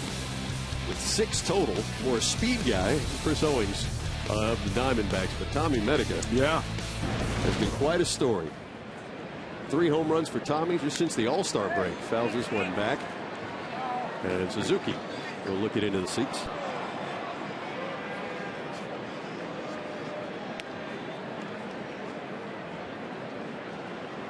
Yeah, last year, remember, Tommy Medica only 69 at-bats, so not enough to qualify, right? 150. So still eligible, as we just mentioned, as we showed, Rookie of the Year. Still considered a rookie because only 69 at-bats last year. Hahn and Medica trying to prove they belong. Hey, explanation because of the buttons, Tommy Medica. It's the placement of the buttons on the jersey, on the gray jersey. That third button is down a little bit too far, right? So if he leaves it unbuttoned and he didn't go shirtless, you'd see a lot of scruff, which I like. Medica strikes out. Begin the top of the 6th. And remember, we told you he's had 3 home runs since the All-Star break. 2 of them against the Braves. A couple of 2-run shots. This ball right there. Yeah. Waffle. And using Yasmani Grandal's bat and Eric Cabrera giving him the victory shower coming into the dugout. I don't know a lot about hitting, but I'll tell you what. The swing of Tommy Medica, and I'm sure this is something Mark Sweeney can talk about. When you look at his swing path of the barrel of the bat through it seems like it stays level through the zone for a long time, and that's a good thing rather than an uppercut swing. Because did you see the line drive home run? And even that one in the upper deck, had line drive look to it, didn't it? It wasn't towering. So my point is the barrel of the bat stays through the hitting zone for a longer period of time, a greater chance to square up that pitch and then up and through the zone. I don't know if that makes any sense to you. Sure it does. Sure it does. It would be pretty tough to achieve that, as you always see, especially guys warming up. Medica perhaps no exception. I think Hunter Pence the most extreme example of my point. That is, they seem to be working on deck on hitting down on the ball, right, in a perhaps demonstrative fashion, not doing it quite so much when they actually get in the box. As Jerko strikes out. Back-to-back strikeouts for Hughes here in the 6th. 3 in a row. Smith to end the 5th. And Jerko goes down on the breaking ball, down and away. That's the bigger breaker. Now the extreme, as far as guy who doesn't have the barrel through the zone from the left side, Freddie Freeman. He seems to have an uppercut swing. Don't you think? He does. So you think that gives you a limited chance to make solid contact because you're barely in the hitting zone. But Freddie Freeman is defying all that with the years that he has put together. Well, so much for that theory. Here's the 0-1. But it makes for great discussion, doesn't it? What else you got? No, it does. It does. Hey, Phil Plantier hit a huge uppercut. Toughest thing in sports, hitting a baseball? No question. 0-2. There you see Phil. Working hard with these hitters. He's almost able to smile a little bit. He has put in so much time, as has Alonzo Powell, other hitting coach. Guys have been grinding, trying to get the Padres on track, and better results. Second half. Venable, his second hit, gets all the way to the wall. He'll cruise into second. Nice 2-out knock there. Bet. So a single and a double for Will Venable. Another one of the hot Padres since the All-Star break. Hey, 2-out Thunder. Breaking ball catches too much of the plate, speeds up the bat of Will Venable and splits the gap. Tell you what, the outfield right there with the patches of different colors, that would never happen at Luke Yoder's watch. Anyway, 2-out double for Will Venable. Great RBI opportunity for Yasmani Grandal. 12th double bagger for William. Twins might have to call Luke up. Groundskeeper, Padres. No help. He's our guy. Yasmani Grandal singled, thrown out at the plate, trying to score on a double by Alonso in the second, and Yasmani struck out in the fourth. RBI situation.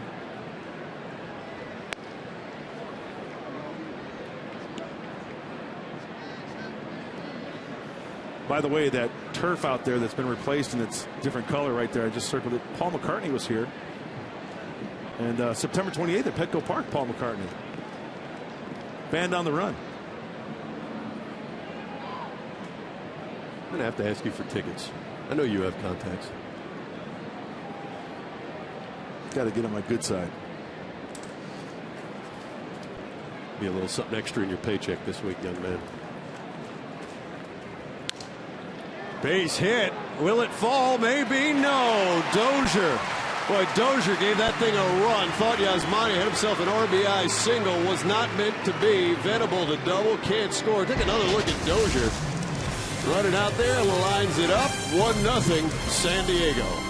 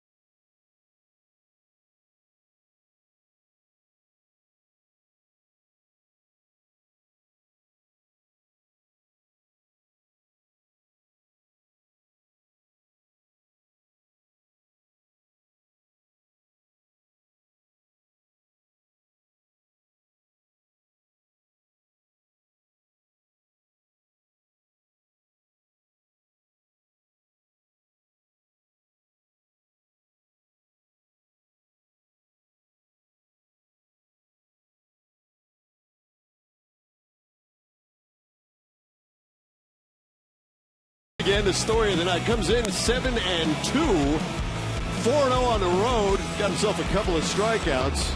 Kenneth Vargas and Jordan Schaefer, and he got a little offensive support from Yonder Alonso. Solo home run in the fifth, a bomb. Upper tank. 1-0 Padres. Bottom of the sixth inning from Target Field. That home run nearly brought down some purple rain. It was hit so high and far. I figure you're going there, Prince from Minneapolis. Yeah. Sure. Jesse Hahn, 5 frames, only 2 hits, no runs. He's walked 2 and he's struck out 2. So, a couple of things here. The strikeout, usually strikeout per inning pitch, right? Only 2, but that's not a bad thing. He's got, you know what I've noticed, Mike? He's got good 2-seam movement on his fastball tonight. Noticed a couple of 89-mile-an-hour fastballs that have tremendous movement down and away from the lefties. Top of the order for the Twins here in the bottom of the sixth. Santana trying to take it with him. He is a fast runner. Does he get by Alonso? First base umpire Marvin Hudson believes he did, but Yonder begs to differ. I think Buddy might have a discussion as we take a look. Let's check out Santana. See the box there? I'm wondering if Buddy is going to ask if he was out of the running lane to avoid the tag on the swipe.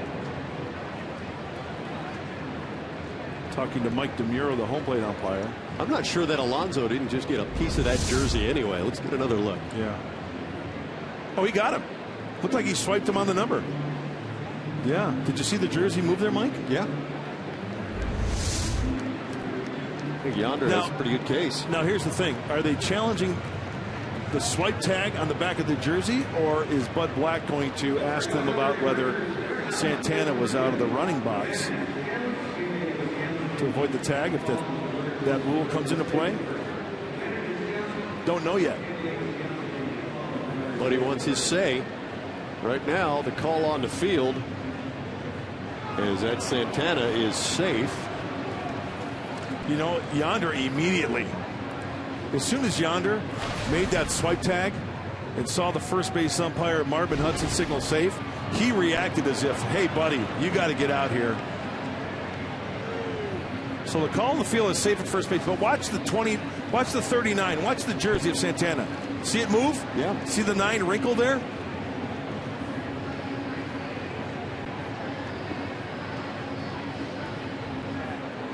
Yeah. Yeah, he got it. He got the jersey. Much clearer on that review. Well, we'll see what they say in New York. That's where the call will come from.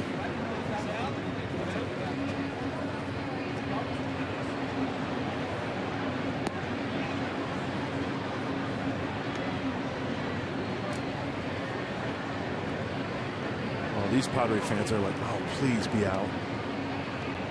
Well, Santana, dangerous man to have aboard. He's leading off here in the bottom of the 6th.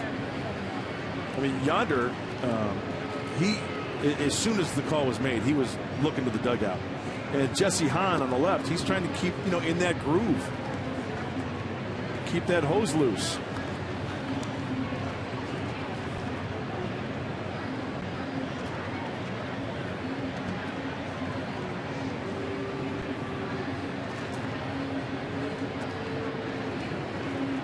Padres are 10 of 19 when it comes to the challenges. 110, lost 9.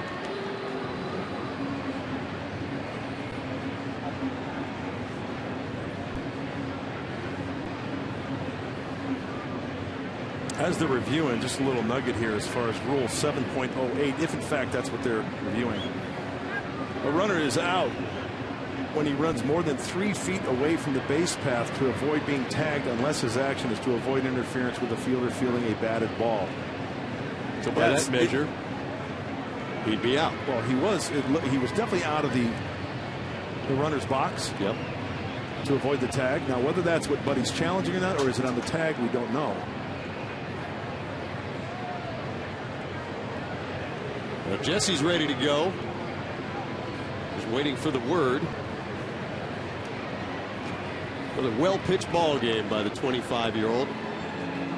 Jesse has won 3 in a row. 7 of his 9 starts in the big leagues. Well, here he's going down the line. Now, when you freeze it right there, see the line, this box right here? He's out of the box. Now, once again, I want to clarify whether whether Buddy's challenging or not. Well, here they come with the decision. And Buddy Black, at the urging of Yonder, Alonso and company, the right decision there clearly. Challenges the play. Santana initially called safe, and that call reversed. Overturned is the proper nomenclature. And when you see the glove hit the jersey right there, and you know what it all boils down to, it was the tag, because you wouldn't have gotten the reaction from Yonder Alonso, right? Had nothing to do with the running lane. It was the tag. So that's confirmation right there. Yonder's reaction after the swipe tag on the jersey to the dugout to Bud Black, say, hey, they got to check this one out. Well done by the Padres. Win the challenge. Here's Brian Dozier. Double and a walk. Couple of nice defensive plays by the Twins second baseman.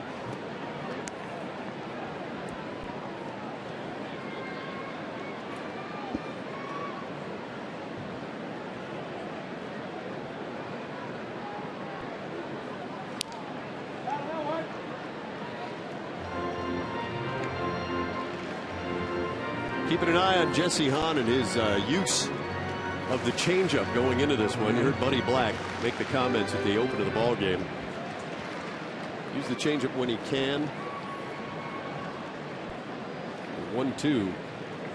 There's that good hook, and it's ripped past Chris Nelson. Dozier around first. He'll pull up with a double. That pitch might just hung a little long in the strike zone, and Dozier able to spin on it. Speeds up the bat, you bet.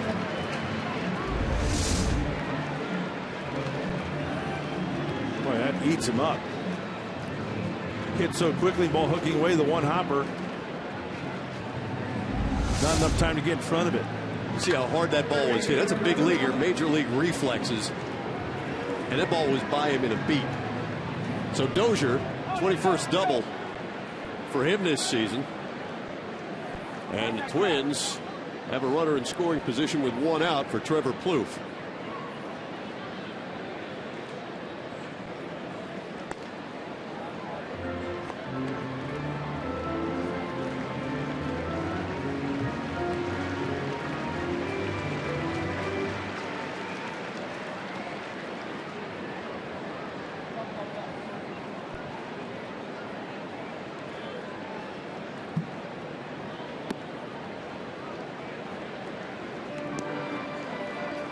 Behind Plouffe now, 2 balls, no strikes, 1 out.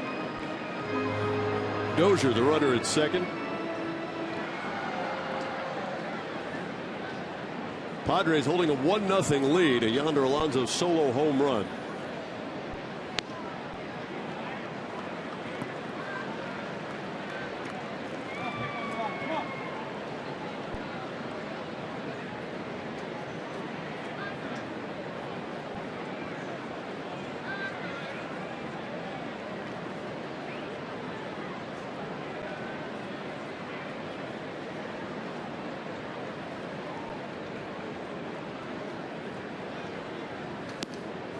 And Plouffe takes high, ball 4. Third walk issued by Hahn. Second one to Plouffe tonight. And the Twins have runners at first and second. Well, out to just have a little calm down session. He's been in this situation before. He rolled a double play earlier. So I think it's just a little bit of a breather. This month, Fox Sports San Diego is proud to honor Natural High as the Community Partner of the Month, presented by Kaiser Permanente. Natural High is a substance abuse prevention organization that inspires young people to say yes to their passions and no to drugs and alcohol. For more information, visit foxsportssandiego.com. Darren Balsley, pitching coach, with a pat on the back for Jesse Hahn as you check out his pitch counts by the inning. Very efficient overall for Jesse. 73 pitches on tonight. 1 out here in the bottom of the 6th.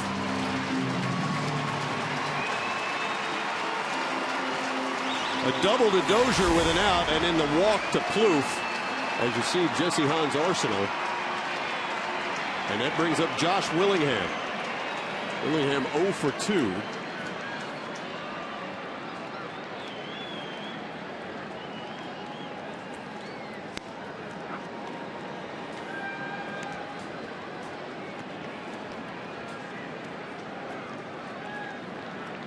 On one cool customer.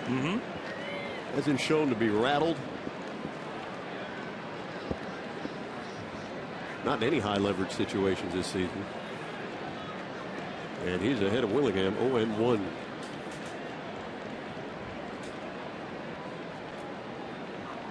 Look at that curveball. Going right at it. Blaine Boyer, Alex Torres getting loose in the Padre pit. He throws it with authority. He doesn't guide that pitch. He throws it.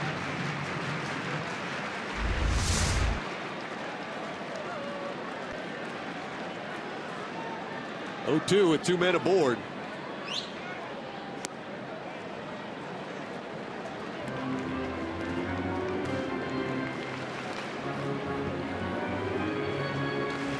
Torres and Boyer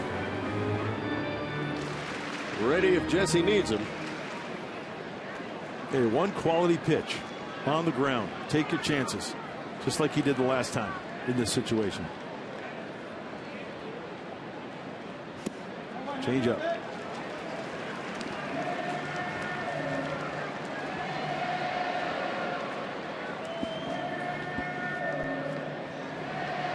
Take a look at that last changeup. You know what?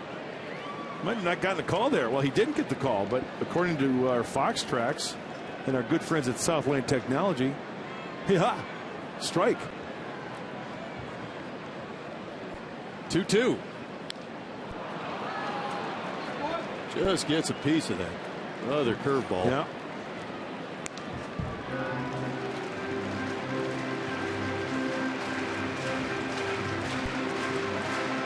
Young man with a bright future, Jesse Hahn. Pitching deep into another ball game for the Padres.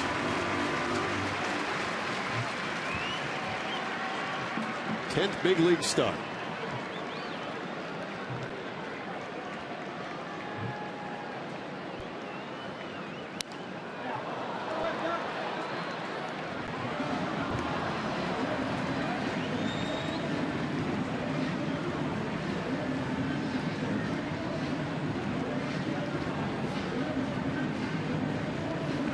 Mark, as you had mentioned, Buddy Black and this organization keeping an eye on Jesse Hahn and his pitch totals and innings. It seems, maybe you could explain that as a former pitcher, the innings limits, the pitch limits, and we talk about some of those are stressful innings, some of those are not.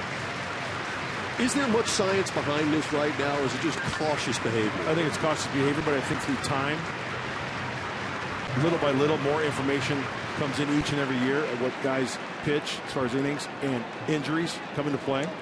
So I think it leans a little bit more towards cautious. Because you know what I think? I think it's pretty much a crapshoot. There are guys who I think you can extend 150, 180. The next thing you know, you look up, they got 10 years in the big leagues. I think with an arm like Jesse Hahn has potential, you want to maybe curb that and take him along and increase. You don't want to double the innings every year until he gets to that point at the big league level to where he's an established starter and you can bank on him going 200 innings a year. Does that make sense? It does. But I've often wondered that, where you set these limits. 2-2 pitch once again on the way to Josh Willingham. Nice pitch, Jesse Hahn. My goodness. Just dealing, young man. Oh, he dropped the hammer here. Outside corner, swung on and missed. Dropping the deuce on Willingham for out number 2. Only the third strikeout of the game by Hahn, but you talk about getting it when you need it. 2 on and 1 out. Strikes out Willingham for the second out.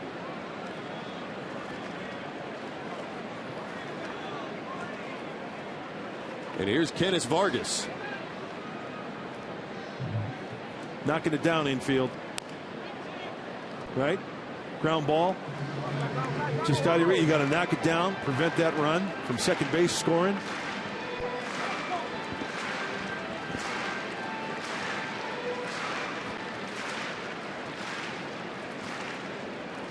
Vargas up from the minor leagues as Joe Mauer spent some time on the disabled list.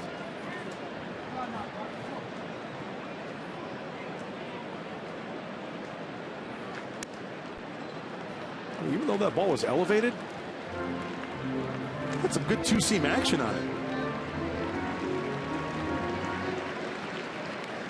Got to work down.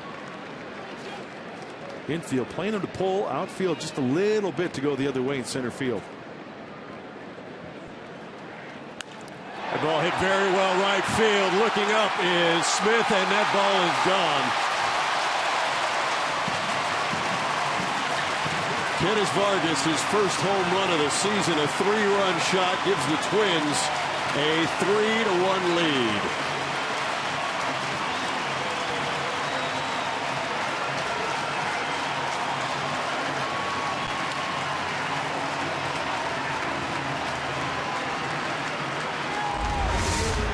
It was a 1-1 curveball, and I'll never question a pitch. Never question a pitch. It's the location of that pitch. Why? On contact, when Vargas hit that ball, it was right down the middle of the plate. Speeds up his bat. Righty on lefty, gone. Yasmani Grandal was set up down and in. He wanted to drop that curveball down by the back foot.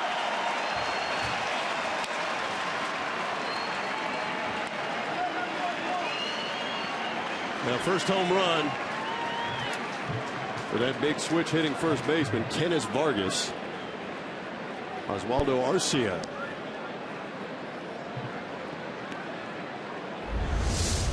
Look at where he hit it, Mike. There.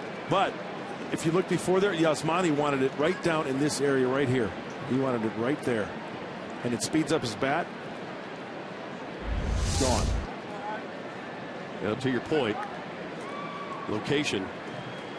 And Vargas makes the Padres pay a 2-out, 3-run home run.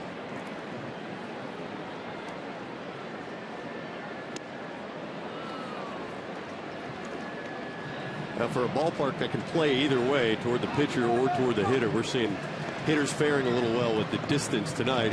Alonso crushed the shot in the upper tank, and Vargas follows suit. Vargas, though, for more total worth. 3-run shot.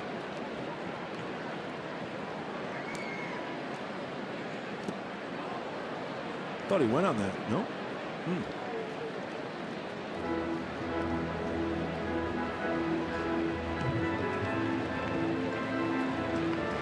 Twins free swingers, as you mentioned, Mark. They're going to see a lot of hit and runs, too many steals. Yeah. Not a lot of home runs either. Ranked 13th in the American League in the long ball department.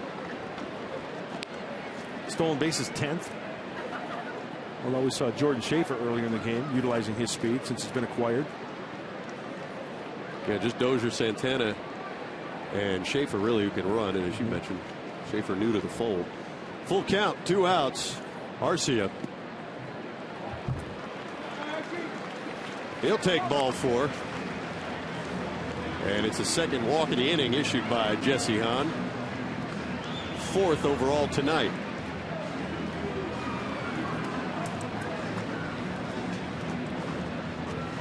So after 91 pitches, 2 outs, 6th inning, Buddy Black chat with his 25-year-old.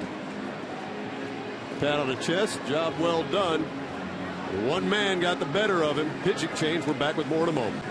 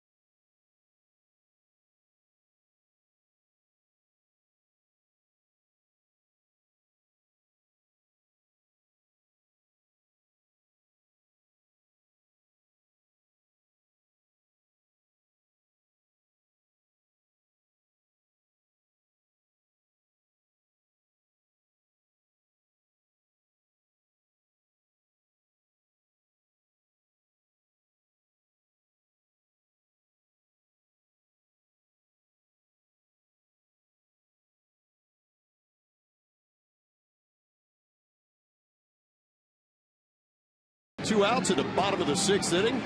Twins now lead this one 3-1. It's our Drew Ford pitching change. As there you see Kenneth Vargas with a 3-run home run off Jesse Hahn. So Hahn gives way to Blaine Boyer. And Blaine inherits 1 runner here with 2 outs. 22 2/3 innings pitched for Blaine Boyer, and he is a strike thrower. 17 strikeouts in those innings. Lefties just a little bit above 200, and righties not even at 150 for the bearded right-hander. He's worked scoreless ball in 16 of his 18 outings. Blaine Boyer has. So fresh right arm against Kurt Suzuki.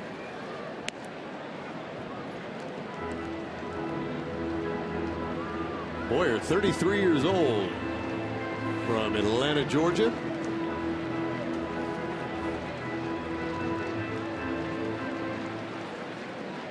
Didn't pitch in 2012, came back to the game last season, and back in the big leagues this year for the Padres.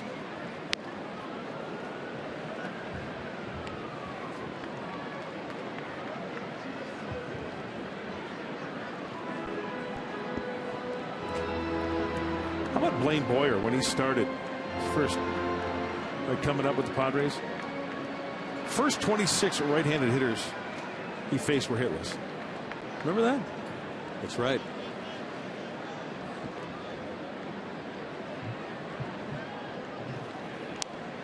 Well, the bullpen has been sharp all year. Rotation's been very, very good. Best bullpen in the National League. That's right. And Boyer part of that.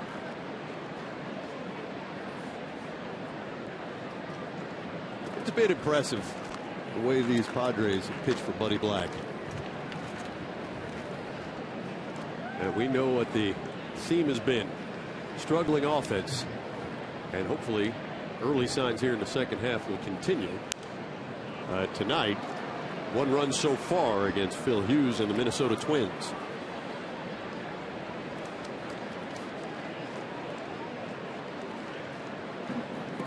Padres in town for just 2.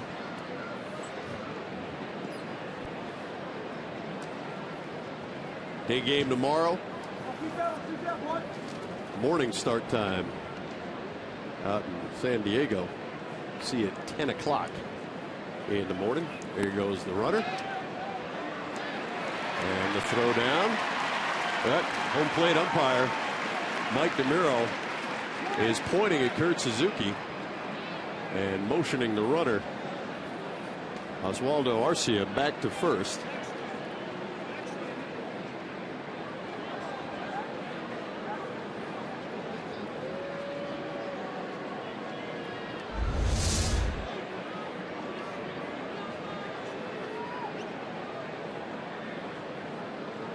Looks like Grandal on the follow-through hit his arm. Is that what he's calling? I got to be honest with you, I'm not quite clear.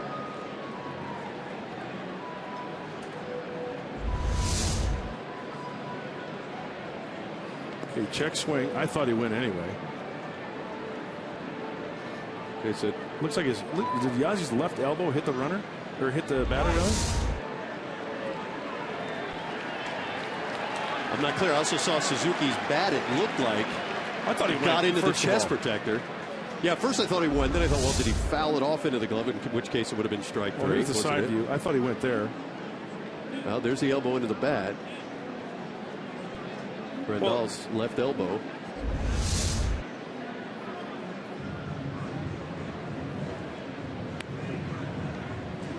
I mean, if it was interference on the hitter, the runner should be out at second base. Correct.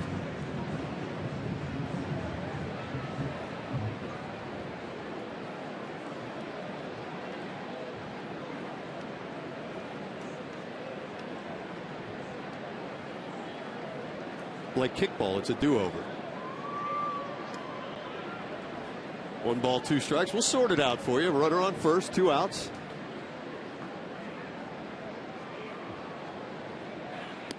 Try that pitch. Okay.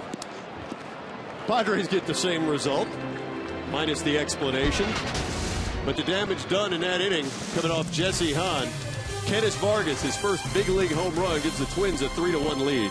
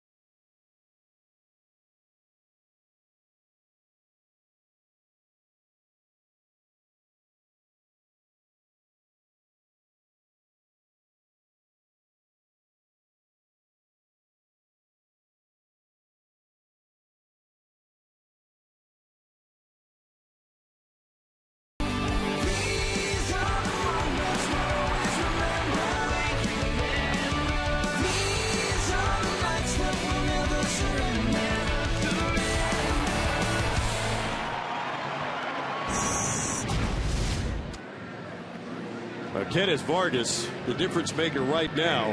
A 3-run home run in the bottom of the 6th inning off of Padres starter Jesse Hahn. Phil Hughes pitching for the Twins. He gives way now to Caleb Thielbar. As you check out Thielbar's numbers, 2-1, 3.28 earned run average. Signed as a minor league free agent and been in the big leagues about 130 plus days now. And you see the splits of lefties and righties, and one of the three left-handers in the bullpen for Ron Gardenhire. Thielbar throws a fastball, slider, changeup, curveball, 87-92.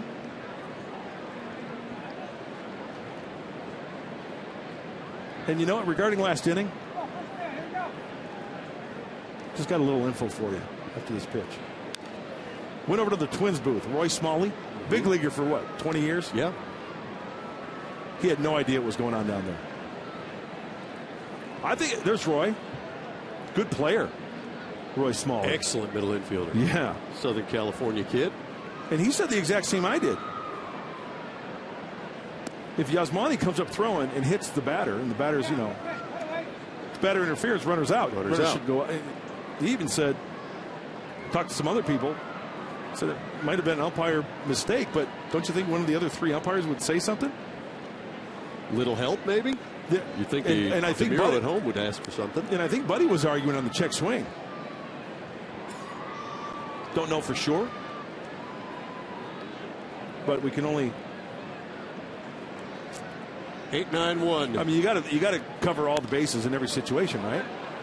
Yeah, Alonso lifts this ball to left field, and it's the shortstop who will take it. Shallow left. Escobar puts it away. So Alonso the first out here in the top of the 7th. Hey, Mike, while we have a second, let's take another look at the keys to the game, brought to you by your Honda dealers of San Diego County. Hahn goes deep. Man, it was one pitch. Jesse goes 5 2/3, 4 hits, a 3-run home run. He walked 4, struck out 3, and then, hey, take advantage of the DH spot. Tommy Medica wearing the collar. And you know, quite frankly, I stunk tonight. I'm not afraid. Don't be so hard on yourself. Not afraid to get up in front of the classroom and say, hey, you know what, gang, I was wrong. I stand corrected. I sit corrected. I'm sitting as I speak. Way too hard on yourself. Here's Chris Nelson.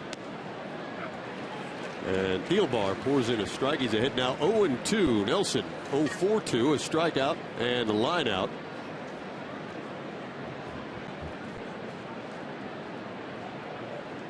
Everett Cabrera waits on deck.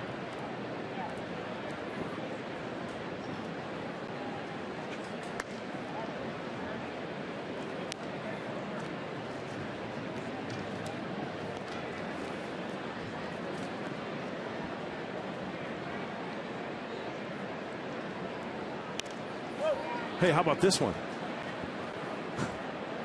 Did the umpire, Mike Demir, think it was a foul tip? Well, if he did, Yasmani held onto the ball. Yeah, there was only one strike, though, right? It was 0-2. I thought it was 1-1. We're on it.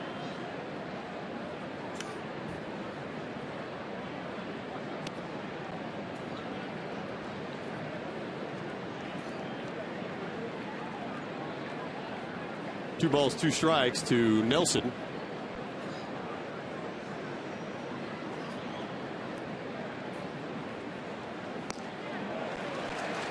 And Thielbar strikes out Nelson. 2 down here in the 7th. As we promised earlier in the ball game, we do have the AT&T fan photo of the game. You can tweet your photo to hashtag #SDFanPhoto. Chance to be shown in an upcoming game broadcast. It's brought to you by AT&T. So Marissa sends in her shot. Good looking group.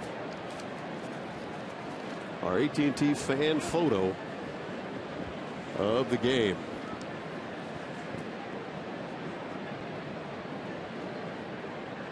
So with Nelson down on strikes, 2 outs for Everett Cabrera.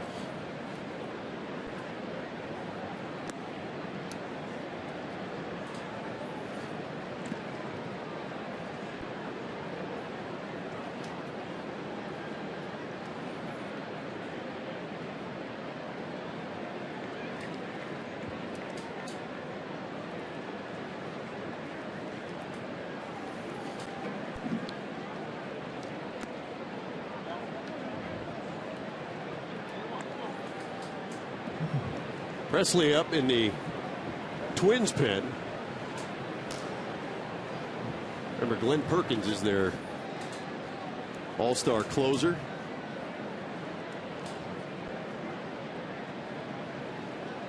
And the 2-0 bounced sharply through the 5.5 hole, and Cabrera has his first hit of the game. Good AB right there. Hit sharply through the hole, went down and got it. Another 2-out hit. Top of the order. That's a good sign. Right down the heart of the plate, just above the knees. Nice level swing by Everett.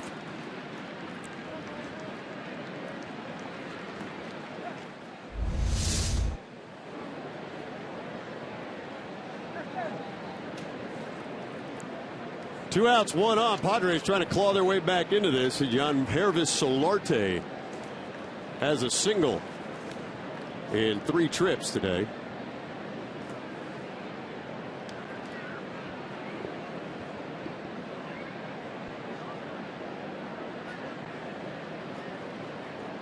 Pods trailed by 2. Home runs, a story of this game. A solo shot by Yonder Alonso in the 5th. And the 3-run shot by Kenneth Vargas, the Twins' first baseman, in the 6th.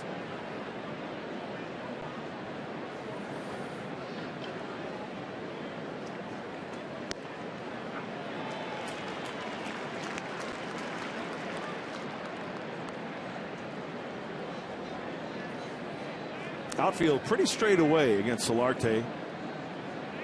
Santana just a little bit on the shortstop side.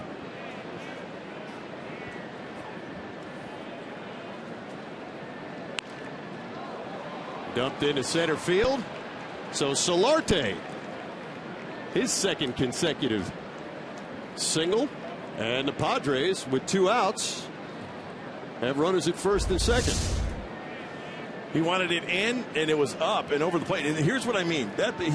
He didn't really hit that off the sweet spot, but it was up and he fought it off because he's so aggressive with that swing. Extends the inning.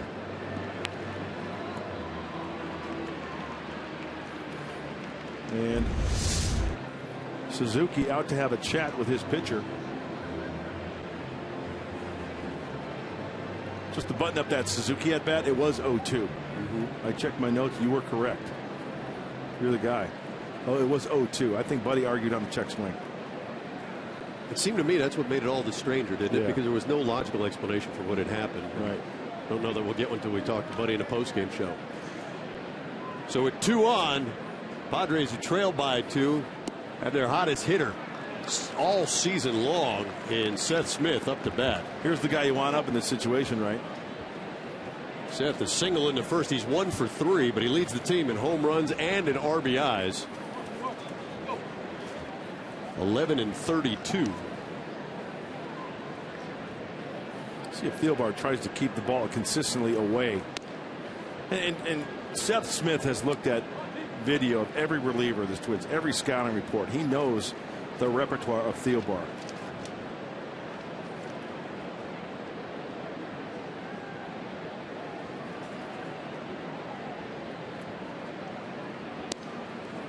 See, he wanted that one away, but he missed down and in.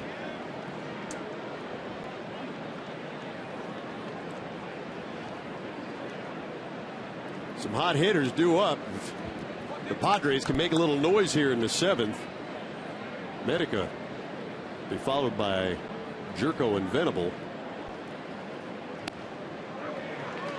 And the count now even. 2 balls and 2 strikes. 2 on and 2 out. Little slider there. Kind of all over the map, but I think the MO here for Thielbar, he wants to try to keep the ball away. Big pitch. Little number foul. See him try to hook that little breaking ball, that little slider.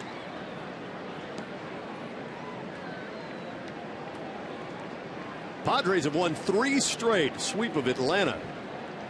5-1 on the homestand, and they will play 5 now on the road. 2 here in Minneapolis and in an off day, and then 3 in Pittsburgh.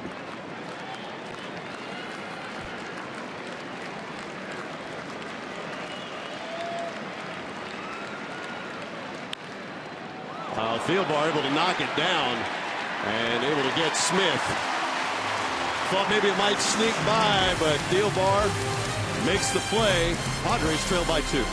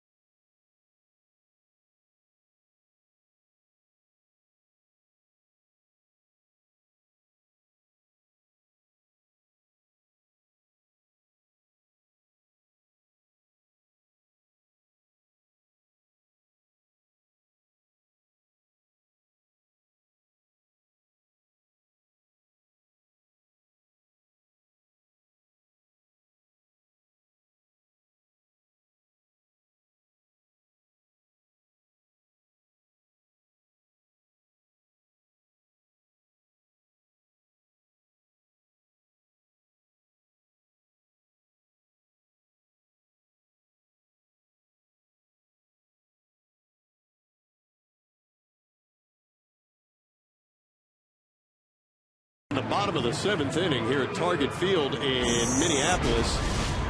Ken Rosenthal, Fox MLB insider, tweeting tonight. Sources with the Padres, he says, hire A.J. Preller as general manager. That's the tweet coming out of Ken Rosenthal this evening. Preller, the Texas Rangers assistant general manager. One of the finalists, just 36 years old, been with the Rangers for the last 10 years. So Ken Rosenthal reporting, at least via Twitter right now, that it is A.J. Preller who will be the Padres' new general manager. Preller, a product of Cornell University.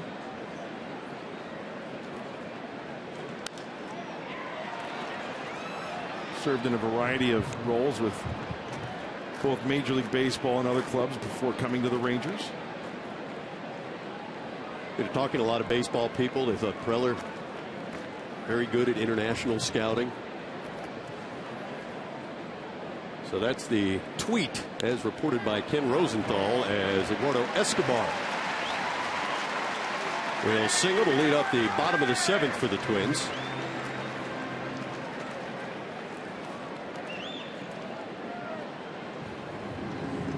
Paul Molitor over his shoulder there, the first base coach, Hall of Famer. A pretty good player in his day, huh? Outstanding career. Brewers, Twins. Yeah. Blue Jays. They call him Molly.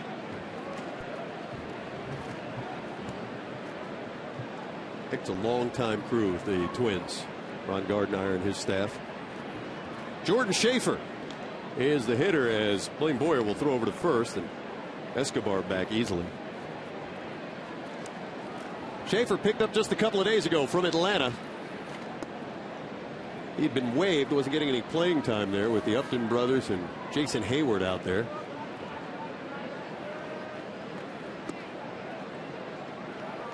You know, with his speed, and we mentioned it before, Schaefer was on the team, didn't hit and run a lot, didn't run a lot, didn't steal a lot, but it adds a whole new dimension. You know, with his speed, even if he lays down a bunt, it's tough to double up if he hits a grounder on the infield.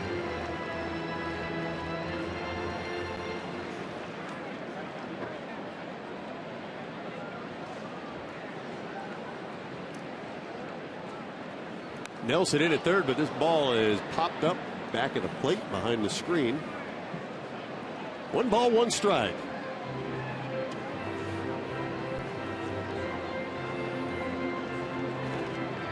Hey fans, big day coming up August 30th before the Padres play the Dodgers at Petco. August 30th, as I mentioned, Trevor Hoffman going to enter the Padres Hall of Fame. Here, here. Harumph, harumph. No brainer, as no brainers go. Yeah, absolutely. How long did that decision take? No longer than it probably took to write his name on a piece of paper and hand it across the table. What do you think, guys? In or out? Congratulations to Trevor in favor? Hoffman. Yeah. Congratulations, 51. 601 career saves. 552 of them with San Diego. 1 ball, 1 strike, and a throw over again. Escobar again back.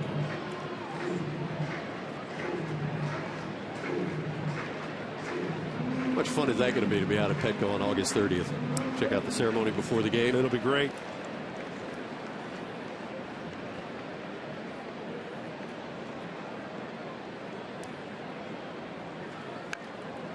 This time Schaefer gets it down, and Boyer waits for Jerko. Will retire Schaefer. 1 down. It'll move over Escobar to second base. Hey fans, tonight catch a special Chargers training camp edition of SD Live. Join us as we head to Chargers Park to chat with the players and special guests about the upcoming season on SD Live. Tonight after Padres Live on Fox Sports San Diego. Hashtag SD Live. I talked to Phillip Rivers out there at camp yesterday as we put that show together. You know, he was comeback player of the year last year in the NFL. He said, I didn't realize I'd fallen that far off the grid, you know, that I'd warrant comeback player of the year. But I think he's, you know, the point being that the team had, you know, hadn't played as well years prior. And then last year had a very exciting season. So look forward to seeing that right after Padres Live, the postgame show with Mark Sweeney and Andy Ashby. You do a great job on that show. Get a lot of help from some really good people. But thank you for saying so. Danny Santana. Speedy leadoff man, the rookie.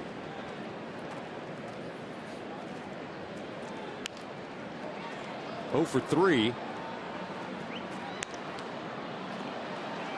And called out on appeal on a nice play by Yonder Alonso. Picked up a bunt down the first base line, sweeping tag.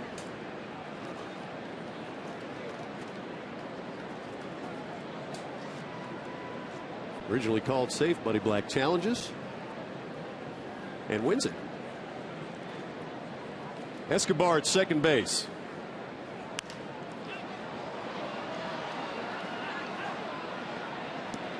Hey, Santana having a difficult time catching up to the heater from Blaine Boyer.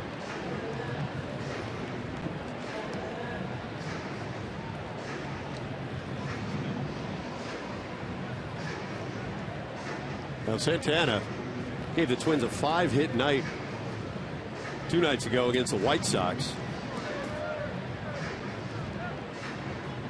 And as we mentioned earlier, he's likely to be their shortstop of the future. But right now they have no center fielders, so that job goes to Santana. So what's that tell you about Santana? Great athlete, right? Shortstop's usually your best athlete on the team. Except if you're a pitcher. But you get where I'm going. I think Mark Sweeney in San Diego just rolled his eyes. And Andy Ashby said, yeah, you're right. 1-2. Need a punch out right here. Think he got in there? Right in on the hands. Cabrera puts it away. 2 down. Saturday, it's a full day of MLB action, beginning with the Yankees taking on the Indians on Fox Sports 1, followed by the Padres squaring off against the Pirates on Fox Sports San Diego right here. Coverage begins at 9:30 a.m. Pacific on Fox Sports 1 and then continues at 3:30 p.m. Pacific right here on Fox Sports San Diego.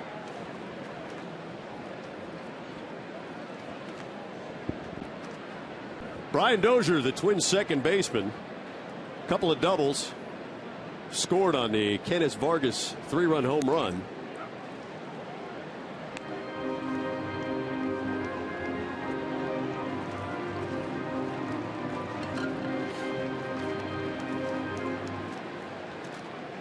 Sure nice to see the Padres crawl back into this one. Maybe take this first game of the short 2-game set from the Twins. The Twins took 2 from the Padres at Petco earlier this year.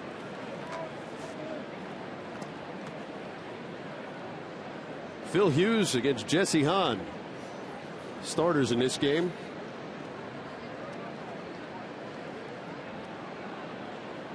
Both men effective. Both have given way to the bullpens. Hey, Blaine is pumping that strike zone. Fastballs and breaking balls alike.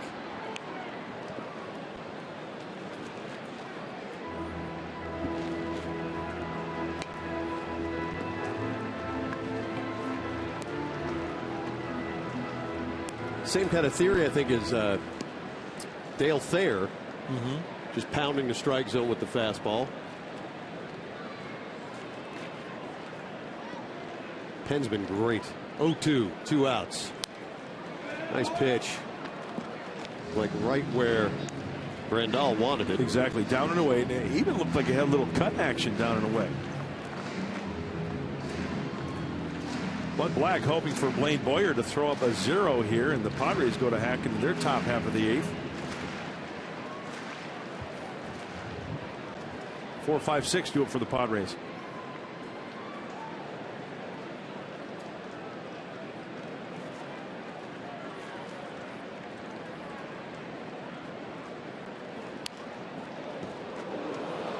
Some pitchers like to waste the pitch now and again. Others just like to be a little finer. Frank Gore. No, Jeff, you don't want to hit it that way. You want to swing through and miss. No, not that way. Close enough to spook you down there. Sorry, that was a 2-seam fastball in on Dozier, and he spun on that. To go into the Padre dugout, that's turning on a 2-seamer.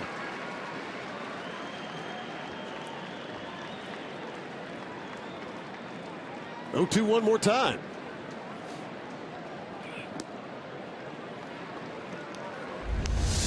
Who's that last 2-seamer?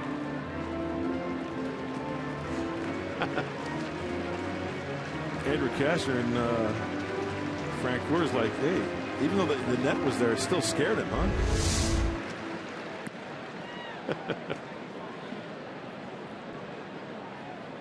Smiling and loose. Good to see the guys relaxing a little bit, showing a little offense after the All-Star break, but a long and deep climb to come out of. Hey, Dozier's hanging tough here. You a believer in wasting a pitch, 0-2? I would say waste. Depends on purpose with it. Depends on the hitter, but I've got no problem with that because there are hitters who will expand, right? If you throw it out of the zone and he takes it, it's considered a waste pitch. But if you throw it out of the zone, he swings at it because he likes to, like Jeff Francoeur, right? He likes to swing the bat, right? Aggressive.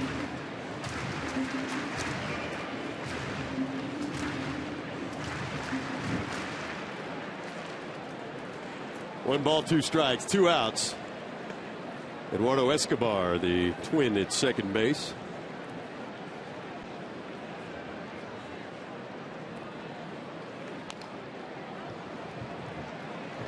That's good. That's good bat control, isn't it, for a guy like Dozier? He's battling. Well, there's a reason why he hits in the number 2 spot. Good bat control. Can hit the ball out of the ballpark. You mentioned it earlier, Mike. 19 home runs. 92 strikeouts for Dozier and 422 at bats.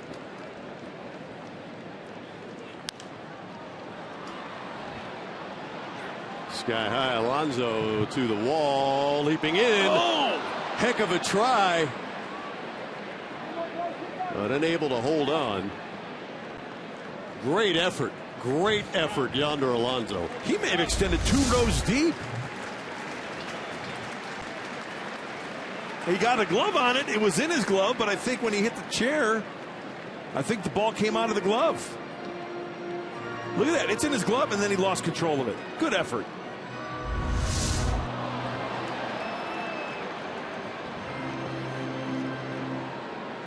I don't think any Twins fans were going to pay him any favors. No. Hey, if it's in the stands, right, it's fair game. Right? That's it. Absolutely. 1 ball, 2 strikes. Good battle right here. Boyer against Dozier.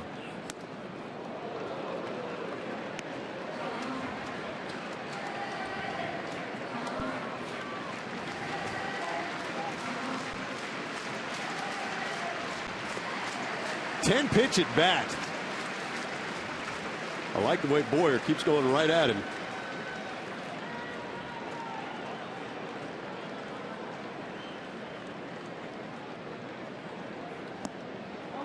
That's a good layoff there, isn't it? I mean, that's a breaking ball that's borderline out of the hand where you think it's going to be a strike. Then it goes out of the zone. Look at the Fox tracks by Southland Technology. Buckshot. Like that arcade game where you try to shoot out the star with the BB gun? Yeah. He's trying to work it out. He tries to sneak that little piece of cheese in on Dozier. 13th pitch coming.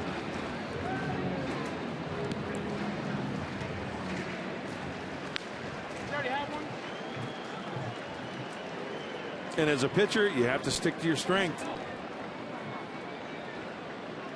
Blaine Boyer's got the good fastball. If he locates it in the right spot. 3-2. Like that one. Boy. What do you do now if you're Boyer and you've given him pretty much everything you have? He just keeps fouling away. Because eventually he's going to have a bad hack at a good pitch and get a. You don't need the strikeout here. You just need a grounder. You need a weak fly ball. That's something that we tend to forget sometimes. Even I do. Boy, you know, it'd be great to have a strikeout. Well, no, not necessarily. The good pitch down and away, the good pitch jam shot is going to be a little roller somewhere. If it finds a hole, it finds a hole. Stick to your strength. Try to stay out of the sweet spot. Get a grounder or a pop-up. Padre defense looks about straight up. Eduardo Escobar at second for Minnesota. Full count. Softly at the center fielder. And Venable. Follow your order, Mr. Grant. You don't need the strikeout. Padres trail by 2.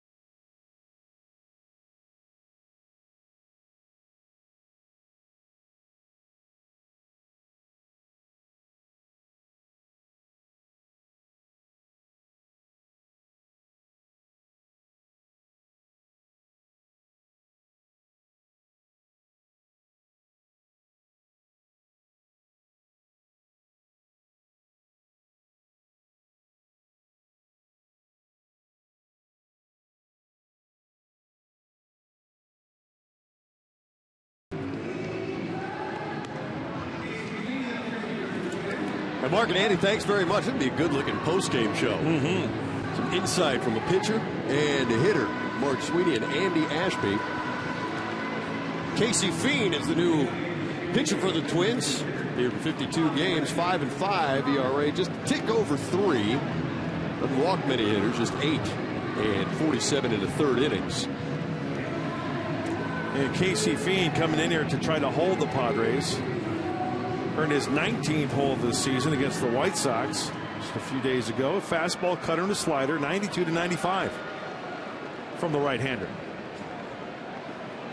He leads the Twins in that category as far as holds are concerned.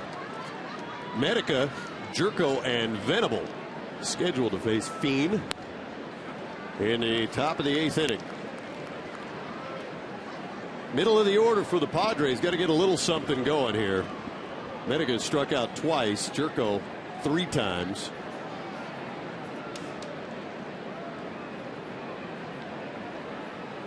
Both have been swinging well coming out of the All-Star break. Medica's numbers, as we mentioned earlier, ridiculous. In it tonight, 457 since the break, 3 home runs. And you know, the majority of those hits, Mike, correct me if I'm wrong, middle in, right? I think Tommy sometimes, and a lot of hitters can do this. They start to get pull happy. Like on that last pitch right there, that foul ball, looked like he wanted to try to pull it rather than try to rifle it the other way.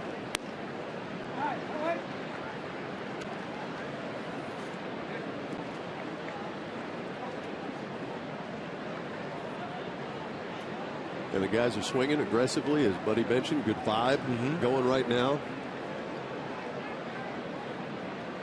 Certainly not passive. As Medica strikes out for the 3rd time tonight. So Tommy 0 for 4. If you're just joining us, Fox Sports MLB insider Ken Rosenthal tweeting just a bit earlier this evening. Sources at Padres say they will name A.J. Preller the new general manager. Look at A.J. Preller. His first season as the assistant general manager with the Texas Rangers. Senior director of player personnel, though, for the Rangers from 10 to 13. As Jerko swings at the first pitch he sees. He was a manager and director of professional and international scouting with the Rangers. And I think from what we're hearing, that's pretty much where he's made his mark. And he also worked in the front offices of the other clubs you see listed there. So Jed Jerko against Casey Fiend after striking out 3 times. Soft serve single with 1 out here in the 8th. Sounded like he snapped his bat. He wants it away, down and away. It's a little cutter. And Jed does a nice job of just staying on it. And, you know, the second half of the swing, you know, rather than pulling off, that front side being exposed, he had center of the diamond written all over that last swing. Well, Venable, single and a double. And 3 trips.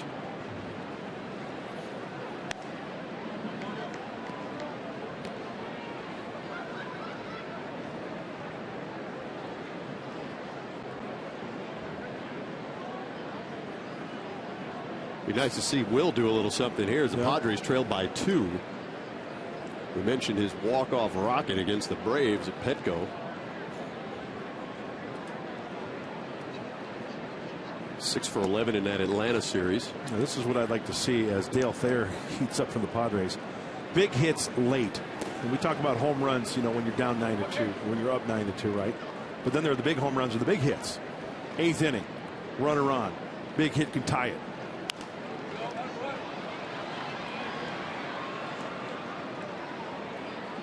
It's the situation we have right now. Padres 5-1 on the homestand against the Cardinals and the Braves, and trying to keep that mojo working here in the Midwest. First of 2 games against the Minnesota Twins, then the off day, and 3 against the Pirates.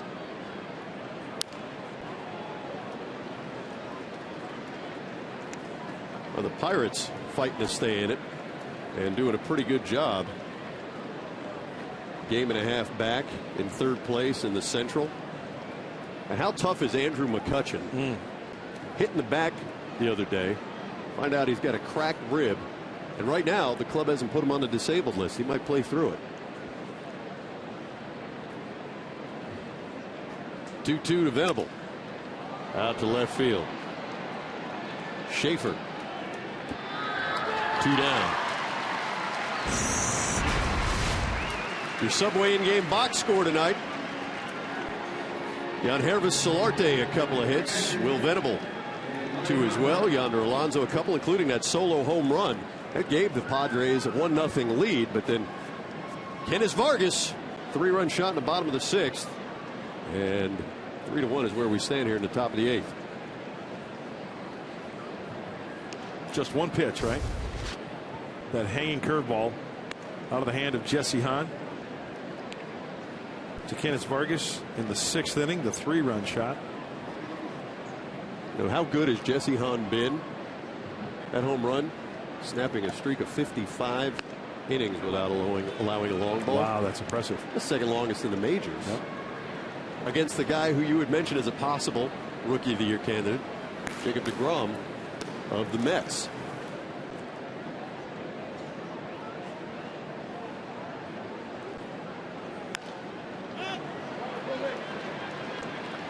Grandal, Plouffe. So the 1-out single by Jerko left there. 3-1 Twins.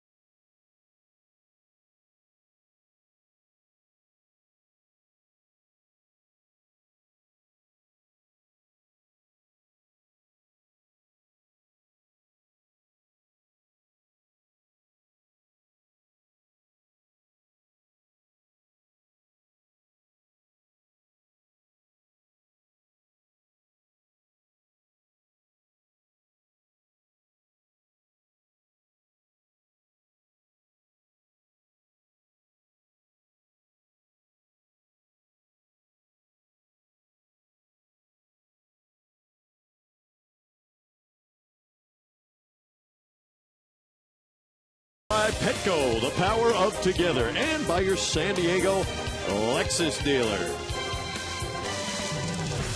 Landmark IDS Tower in downtown Minneapolis.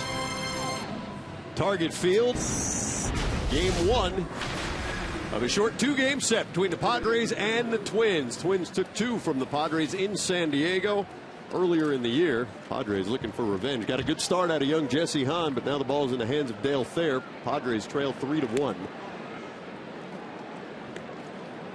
Trevor Plouffe, Josh Willingham, and Kenneth Vargas in the bottom of the 8th. Well, Dale should be well rested. The last time out was on Saturday against the Braves. Good tight slider there for a strike.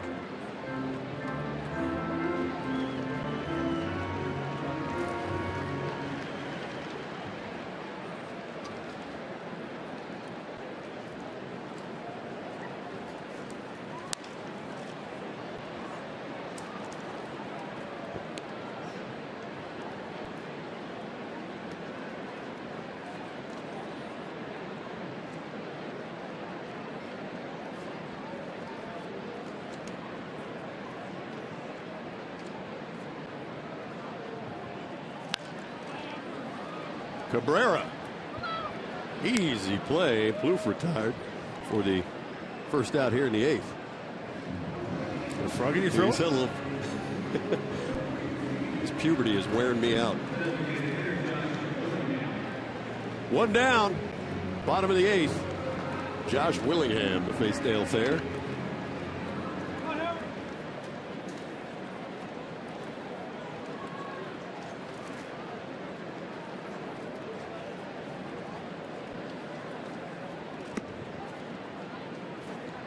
Padres will see San Diegan Kevin Correa tomorrow. Correa, the starter for the Twins, 10 o'clock. Correa 5-13, 4.96 earned run average. And Odrisamer Despaigne, whose name I'm pretty sure I still haven't mastered. He'll go for the Padres 2-3. I've heard conflicting reports. Because my go-to guy is Eduardo Ortega, the Cuidado kid. Good go-to guy to have.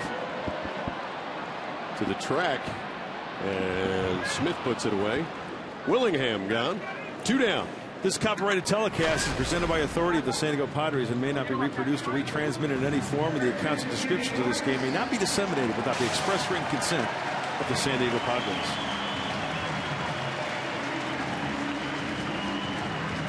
Kenneth Vargas with 2 outs. Vargas, he delivered the big blow for the Twins. 3-run home run in the 6th. His first in the big leagues.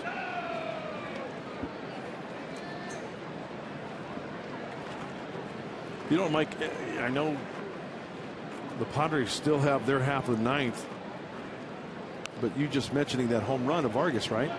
I mean, you and I were in talking with Bud Black before the game, and it's just funny because Buddy told us, quote, well, there's a team that doesn't hit a lot of home runs. Vargas hits a home run. There's a team that doesn't steal a lot. Jordan Schaefer, stolen base.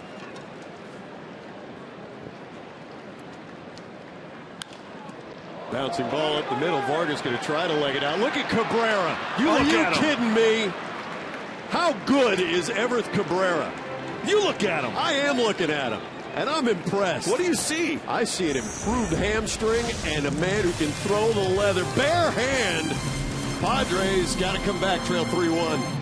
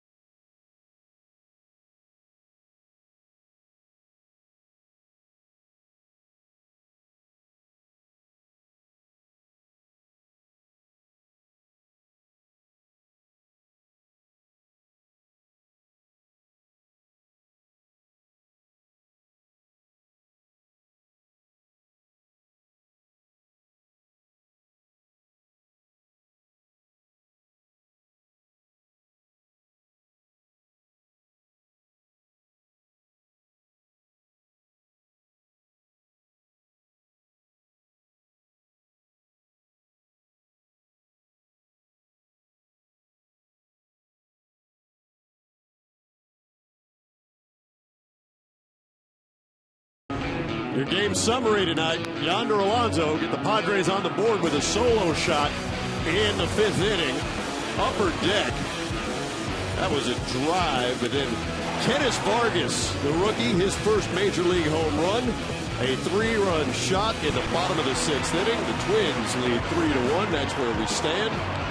Jesse Hahn, tonight's starter for the Padres. He pitched into the 6th. And allowed 3 runs, and now the ball turned over to the closer for the Twins, Glenn Perkins. 27 out of 30 in the saves and opportunities category. 2-time All-Star, a fastball and a slider, 91-96. Pitched a scoreless 9th inning to earn the save in that All-Star game. 27 saves, Mike, are 4th most in the American League. Chris Parmalee takes over at first base for Kenneth Vargas.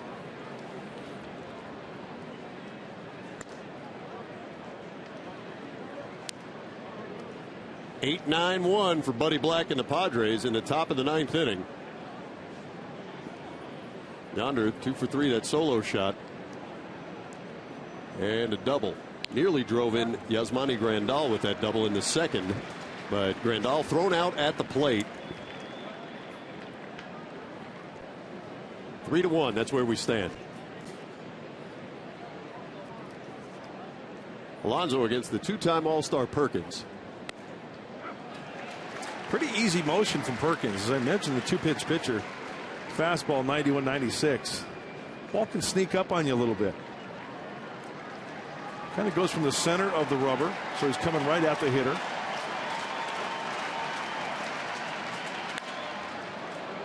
Alonso, nice piece of hitting. Get things started here in the top of the 9th inning. Wraps that ball into right field. And Yonder Alonso has his 3rd hit. He stayed on the breaky ball. That was an elevated slider. And as soon as that was out of the hand of the swing, Perkins, you can see him, not a good pitch. Wanted it down and away, hanging tough, Alonso. And bringing the tying run to the plate.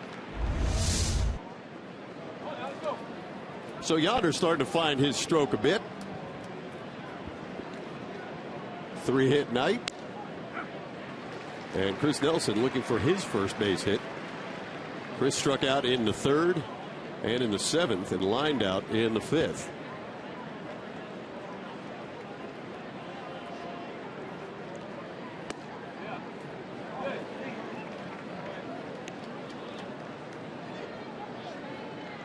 Interesting on Perkins. Lefties hit him better than do righties. And Alonso holds true with his base hit. Behind first, it's Parmelee's first chance. 1 down. He got in on him on a fastball.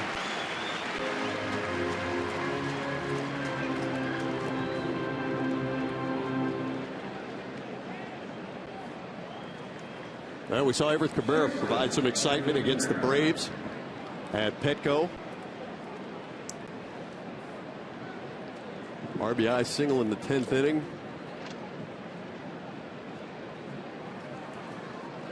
Ball game was his 4th career walk-off hit. Try to keep something going here in the top of the 9th inning with Alonso, the runner at first. Sharply up the middle. And Cabrera keeps the train moving. So 2 hits for Everett Cabrera tonight. See him get his hands through on that one. Perkins inside. Get those hands through there. Get the barrel of the bat out in front. And punch it up the center of the diamond. That was quick right there.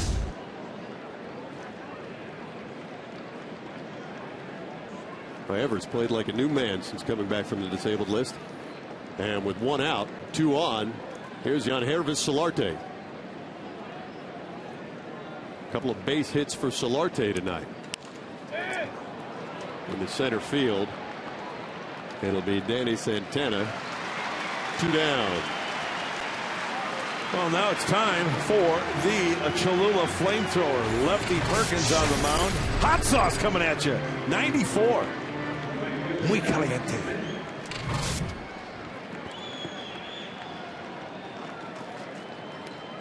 Now Perkins is a fan favorite here in Minnesota. Went to the University of Minnesota. Staying with his hometown team. As we mentioned, 2-time All-Star. But he's got his hands full right now as Seth Smith, Padres' hottest hitter in 2014. 1 for 4 tonight.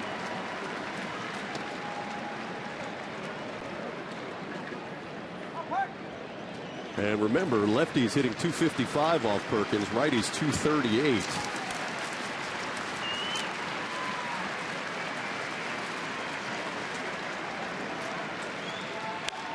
Out toward left field. Schaefer will put it away. And Smith hits the ball fairly well to left field, but a couple of base hits. Can't get anything across, and the Twins take game 1, 3-1. Let's go to San Diego. Check out Padres Live, the postgame show with Mark Sweeney. Mark?